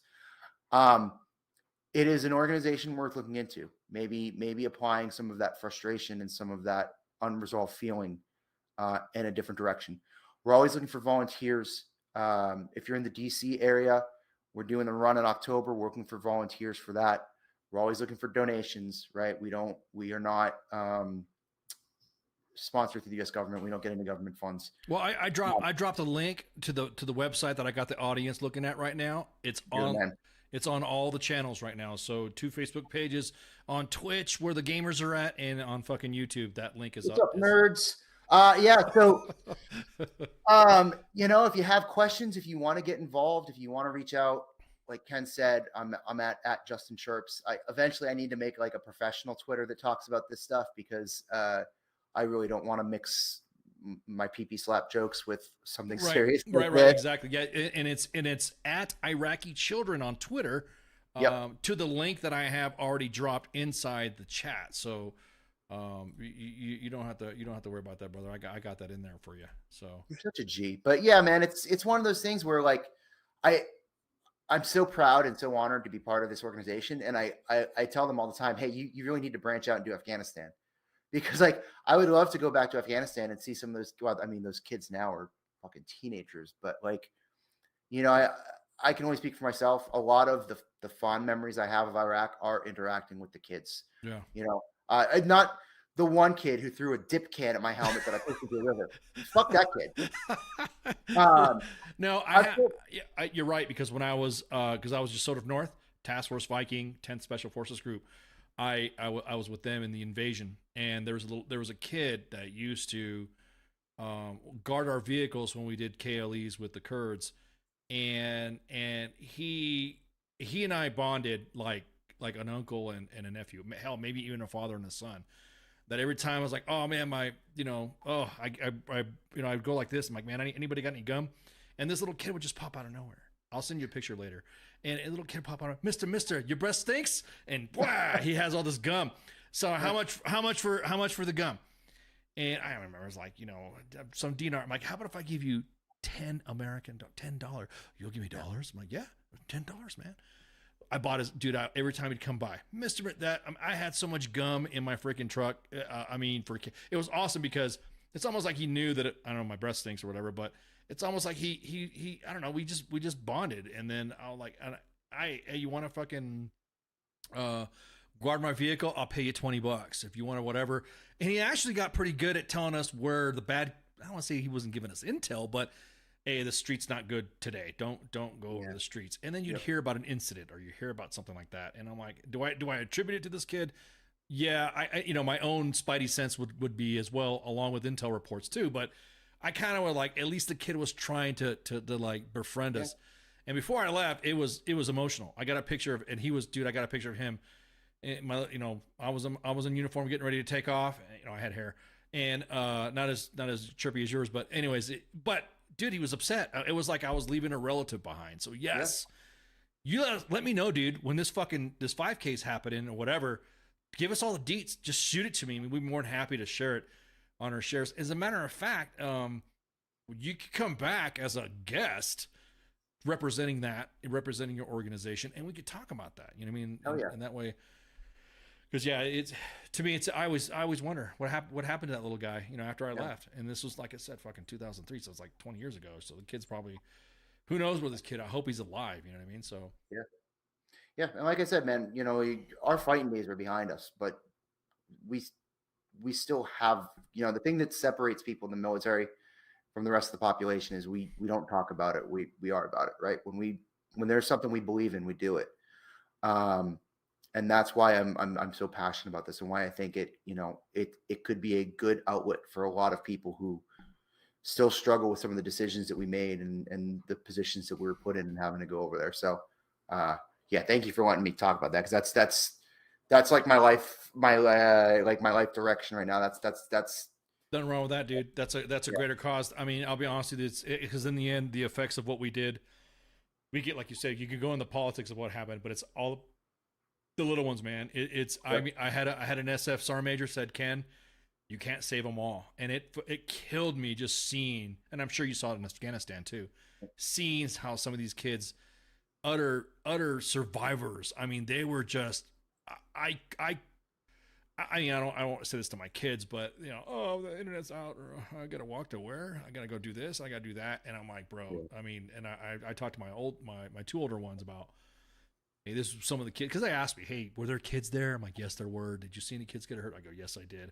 I said, but there were kids that did this, there were kids that did that, and they were helping their families. So I mean, the reality of war with that stuff. I also dropped the donation link in there too, in the chat, so everybody can look at I put your Twitter, I put your Iraqi children Twitter, and then I put, not yours, but the organization. Yeah. And then I put the link on there. Yeah, dude. So again, when's the 5K? October 15th. It's at Haynes Point in DC, which is it's a golf course right near the wharf. Real beautiful area. We're gonna have food trucks. We may have, and I'm so stoked on this. I'm trying to work out the details. There is a band from Iraq, and they are like the Iraqi Creed. Like, they are fucking rock stars, man. Really? I will send you a link to their YouTube. Yeah. They're wild, and we're trying to get them to play. They're expensive because they're like a legit rock stars in Iraq. Really? Yeah. We're trying to get them to play. Could you drop a link right now in the just send me a DM of their YouTube link. I might use that for closing music or something. I don't know. Yeah, they're called like UTN1 or something, like unknown to no one. UTN1. All right, let me look. Let's see. Hold on. Let me see if I can pull it. Oh man, this is great radio as I scroll my phone for an email. It's okay. Everybody's loving this. Okay. UTN1. It's called. You said UTN1 is the band. Unknown to no one. Is there a YouTube link in here? Dude's name is Hassan. Oh, here we go. I got a link. Okay, now I gotta. This is way harder than this is fucking stellar radio, man. Yeah, hang on. There's nothing more powerful than. Let me see. I think I got them already. UTN1. Okay. It's a YouTube cover that they have, right? That was 11 years ago, something like that. I just sent you a YouTube video of them, "While We Can," which was the song they wrote for us, in your Twitter DMs. Gotcha. Okay. Let me. As a matter of fact, let me grab that, and I will fucking do that for my closing music. But yeah, the race is, and it's not a competitive. We are not a qualifying race. It's just a 5K. Registration is not going to be that expensive, but it'll get you a T-shirt, a medal. Like I said, the food trucks are going to be there. We're going to try to do an event at the ambassador's house the evening before. There's no ambassador to Iraq right now, just because of politics, essentially. Right. We're going to try to do an event there, though, and like there's going to be a lot of good people there. Mike Jason, who's pretty well known on Twitter, is probably going to be there. My Dumb Face is going to be there. We're going to try to get a bunch of the Twitter people out there because I know that, really drives engagement. Everybody loves their Twitter people. Yeah. As a matter of fact, why don't we'll just play and watch? How about that? Yeah, man, let's do it. Let's do it. Let me rock out to Iraqi Creed. Iraqi Creed. Let me get the screen cap up. I don't know. I don't think you won't be able to hear it because it'll be pumped up to the audience and your ears will freaking. That's okay. I hate Creed. So, well, I'll tell you what. We're gonna watch the video together and then we'll close it out, guys. Hey, Justin, thanks again, man, for hanging out, bro. Yeah, man. Thank you for having me on. This has been fun. This is hopefully fun. I didn't get myself in even more trouble. Nah, well, you won't. Well, not with us. We'll come if you guys get into trouble, man. I'm gonna kick your. Anyways, I won't say I'll kick your ass because I don't want to. Let me see. Let me do the quick change of the video right here. There you go. So that's UTN1. And let me open it up here. And as a matter of fact, yeah, let me see if I could just close it out. Well, I'll let it play. I'll let it play and see what happens. My concern is that having YouTube, do a strike on us. You know what I mean? Doing a music strike on us because we've been pretty good with YouTube and Facebook and all that stuff. So I'm just curious if that'll. We'll just play some of it right now. Yeah. There you go. There we go. Yeah, that guy, famous. Yep. Yeah, Duvernay. That's awesome. No, dude, this is gonna give me the feels. I gotta stop. Right now. I gotta stop. I'm already gonna fucking. Yeah. So that song, I don't know, because I obviously wasn't with the organization then. I don't know if they wrote it for us or if they licensed it to us to use as like the soundtrack to one of our runs. But yeah, they're a thing, man. Yeah. As a matter of fact, let me set up. They got 31,000 or 21,000 subscribers on YouTube. 31.4 subscribers. 31.4K. Yep, there you go. And this was released like 13 years ago. Yeah. And it's got this. Wow, your math is terrible, dude. 2006, 13 years ago. Well, that's what it says right here. 13 years ago. Oh, okay, that's what on the YouTubers there. Yeah, Iraq was kind of busy in 2006. They might not have been focusing on uploading things to YouTube. Right, exactly. Yeah. YouTube was used for other stuff. I'll play. Matter of fact, what I'll do is let's just do this. Let's just freaking we'll get it up when you get your run going and all that, and that way we'll get all the stuff up because I know we're just kind of like shooting off the hip for right now. So yeah. But yeah, it'll be awesome. All right, guys. Thanks for hanging out. Oh shit, I gotta do housekeeping. My bad. You want to hang out for housekeeping for a second? Let's do it. All right. So currently, do you ever watch? Okay, so you said you're not a nerd, or you are a nerd. I mean, it depends on what we're talking about. Star Wars. No. I tried. Okay, well, thanks for having Justin on bite. No, just kidding. Yeah.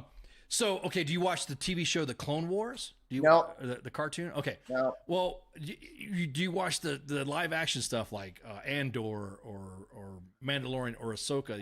Yeah, I've watched The Mandalorian. I haven't watched Andor because I heard that was like real nerdy. Yeah. It's more of the story about the rebellion and stuff like that. Well, yeah. On the new TV show Ahsoka, there's going to be a character that's played by an actress, live action, but the voice actress for the cartoon, she plays Hera Syndulla, and her name's Vanessa Marshall, and she's going to be on Pop Culture Warrior next Tuesday. And matter of fact, let me get up a good picture. So here is the live action Hera Syndulla, and she's the one that's going to be the live action, but the actual voice actress that played for quite some time in the cartoon world, she's going to be joining us next week, and she's going to be shooting the breeze with Michael Cataskio. He's also going to have another announcement about another platform we're ready to explore, and CQ will give you the deets on that. But other than that, that's pretty much all that we have for our guests, and we really don't have that much of a unless you want to, obviously you're going to come back on later on before the run. Yeah. But anyways, again, bro, hey, thank you guys and gals for your hospitality to our guest co-host Justin. Yeah, there wasn't anything bad said. I mean, someone, people commented on my hair, but that's just jealousy. Yeah, that's all hate. And the nose, bro. Yeah. Come on, we got the nose. We got the nose. But anyways, all right, guys, thank you for tuning in. Don't forget, we got a show every night except for Saturday at 8:00. This is the Monday edition with myself and Justin as a guest co-host. And then you can see Tuesday Pop Culture Warrior. You got Wednesday with the Smoke Pit. Thursday with Start Time with moi. And then this is a bye week for Friday Night Freedom. And then, of course, Sunday with the Sports Bar. You got anything else to say, Justin, before we punch out? No, thank you for having me. Justin Chirp on Twitter. Whoop, whoop. All right, guys. Y'all have a good night. Take it easy. See you. Shouts. Hey, this is SEAC retired John Wayne Troxel.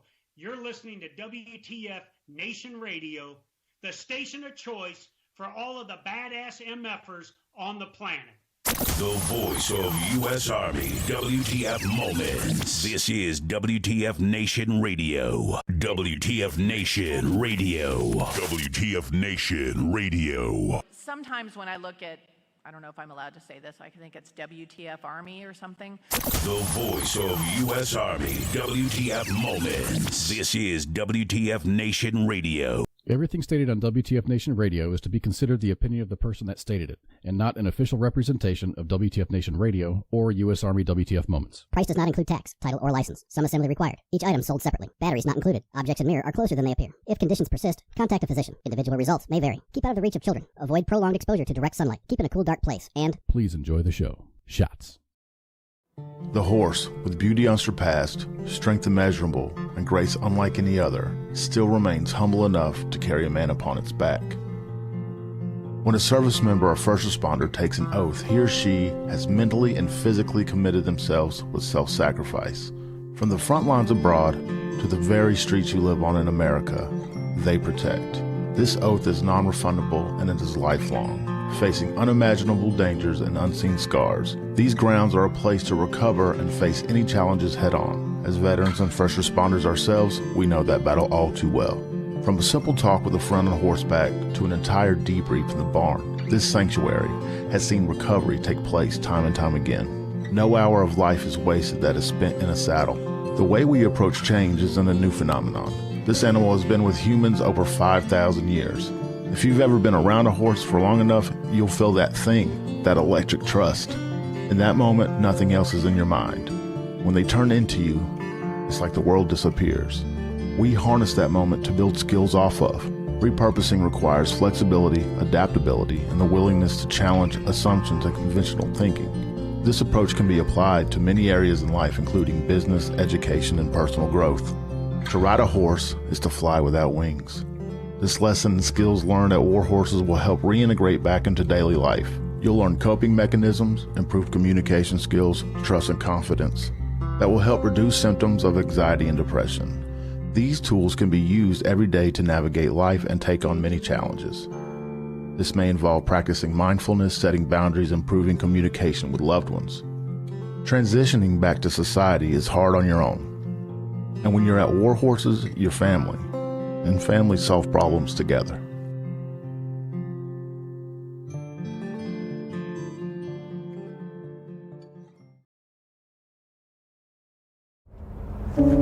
Я батько.